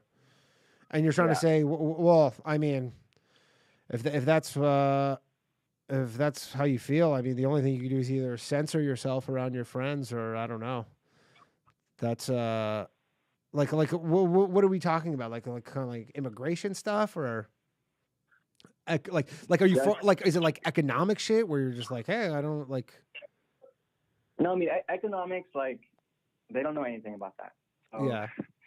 But just like kind of like cultural, like socio things, like the last time it was like turned into this huge argument. They're just like, diversity is like the best thing ever, and like we need more black people, and like I'm just like, but it shouldn't matter. And they're like, no, it does matter. And I'm just like, dude, you guys are like insane. I don't know what you guys are talking about. Yeah, how old are they? They're like 22-ish. Yeah, no shit. They think that. That's I don't know. That's that's I'm pretty sure a pretty standard opinion for a 22-year-old girl is to just not really have a ton of nuance when it comes to this kind of stuff. Guys as well. Yeah, I sorry, I just 22-year-olds in general. It's it's pretty classic that the older you get, there's not a lot of conservatives in colleges, and just how it is. I mean, I don't remember any when I was in college at all. I see now there's like these conservative groups and stuff, but they're not really many, So I think it's just pretty standard. And yeah, it's kind of the path of least resistance, because you just be like, yeah, what you're against this stuff, and then they make you say, yeah, I don't think this is, and then you're kind of having to defend a position that maybe makes more sense logically, but emotionally it's harder. That's kind of the crux of it, I think, is that they're just more emotional about this stuff. So should I just kind of wait it out, or just like don't even enter the conversation? I would just, I mean, I think you can feel it out. I think you'll know if you being like, if I keep saying this, they're gonna fucking, I'm not gonna be friends with these people anymore. Yeah. You know what I mean? It's like, I guess it depends how badly you want to be friends with them. Sometimes it's fun to just fuck with them, but if you want to go like full hard right, being like, no, we need no diversity. But if you have a nuanced point, sometimes you can change their mind. But I think when they're 22, it's kind of a lost cause. I'm not gonna lie. Yeah, I mean, I really like them. They're my friends, and as also, like, without them, I don't know a single person in France. Yeah. Well, I would say this: if they are truly your friends, then as long as you're not saying anything insane, I'm sure they'll just be like, "That's what Akasha's like." And luckily, it's from the sounds of your name, you are a minority, so at least you have that going for you. It would be a much harder sell if you were a white guy. You're not a white guy, are you? No. Okay. Because I was gonna have to hang up on you if you were. So, but yeah, I don't know. It sounds like it sounds like you could pull it off. Like, you just have to be like, what you have to do is play you go, look, as a brown man, I assume you're brown. You go, as a brown man or whatever you are, you go, this is what I believe, but you preface it because that's what they understand. I've tried that, but since they kind of know me, they're like, all right, I know you're saying that kind of as like a bullshit type of like thing. Yeah. Then they don't believe me. Well, then that sounds like that's their internalized racism. You got to use this is what you got to do is they have all this jargon, right? Like all these people like them, like these super, super liberal, like people in their 20s who are not really super connected to reality. They have all these jargon and buzzwords and nomenclature, and you got to take it all, flip it, and use it against them. And then it's really just a game of logic at that point where you play their game with their rules on their field, but you play it better than them. All right. That sounds like a good, funny idea. Yeah. That's what you do is you flip it. And it's easy. And especially with them, and they'll get pissed off. But what will generally happen is they'll just stop the argument, right? They'll just be like, "Oh fuck it," you'll frustrate them, and then you'll just get to move on. But you'll have won the argument, which is important. All right. Okay. Cool. Thanks, buddy. My last thing is yes. Just, I'm on Decentraland a lot. Okay. And what are you doing on there? Like, nothing much, just kind of checking it out. And is it on an Oculus? No, it's like on the computer. Oh, you just go on their computer. Okay. Yeah, but everyone who buys land on Decentraland is just using it to push their NFT collection. Well, my friend bought land. My friend Matt bought land on Decentraland. He bought 2 plots, and then he literally his premise was he was hoping that like Snoop Dogg would buy an adjacent plot, or like Nike would buy an adjacent plot of land, and just by being near one of these big things, he's like, my thing would be worth more money. And then kind of in the whole boom, all of his land tripled, and he sold one of them, and he has one still. But yeah, I don't know the actual like case for it. Yeah, me neither. I mean, there's not really any games or anything to like do. Like, what do you do in it? You just walk around? The main thing I do is like it's like this game, like where you just open rocks called Wonder Mine. Yeah. And then you like get like gems and everything. And then with that, you can trade those for NFTs. And then those NFTs you can sell depending on how like rare they are. Yeah, it sounds like fucking Beanie Babies or like a Ponzi scheme or something, or some combination of both. Yeah. So I'm hoping I can like, make some money while just doing this like 10 minutes a day in the morning, Yeah. And then kind of convert that NFTs and kind of pawn those off. Yeah, I don't know. But besides that, you don't really do anything. Yeah, well, that doesn't sound like a good pitch for what it is. Sounds like not a good pitch at all. Okay. Dude, I gotta go. I didn't realize people are saying it's almost midnight here. I didn't even realize. Okay, take care, Akash. Thanks for calling back, dude. Yeah, see ya. Okay. All right, everybody. I didn't realize how late it got. This is the longest episode ever. For everybody who has stuck with this, I appreciate you. It's fucking mad late. I didn't realize it was already 12 o'clock. It's almost 2.5. This is a 2.5 hour show. Okay. Thanks everybody for tuning in. To all our guests who called in, I appreciate you all. This was a fun evening, and I will see you all next week. Subscribe to the Patreon. Check out the Discord. It's in the link in the whatever. I'm losing my mind. Peace out, everybody. We got a new outro.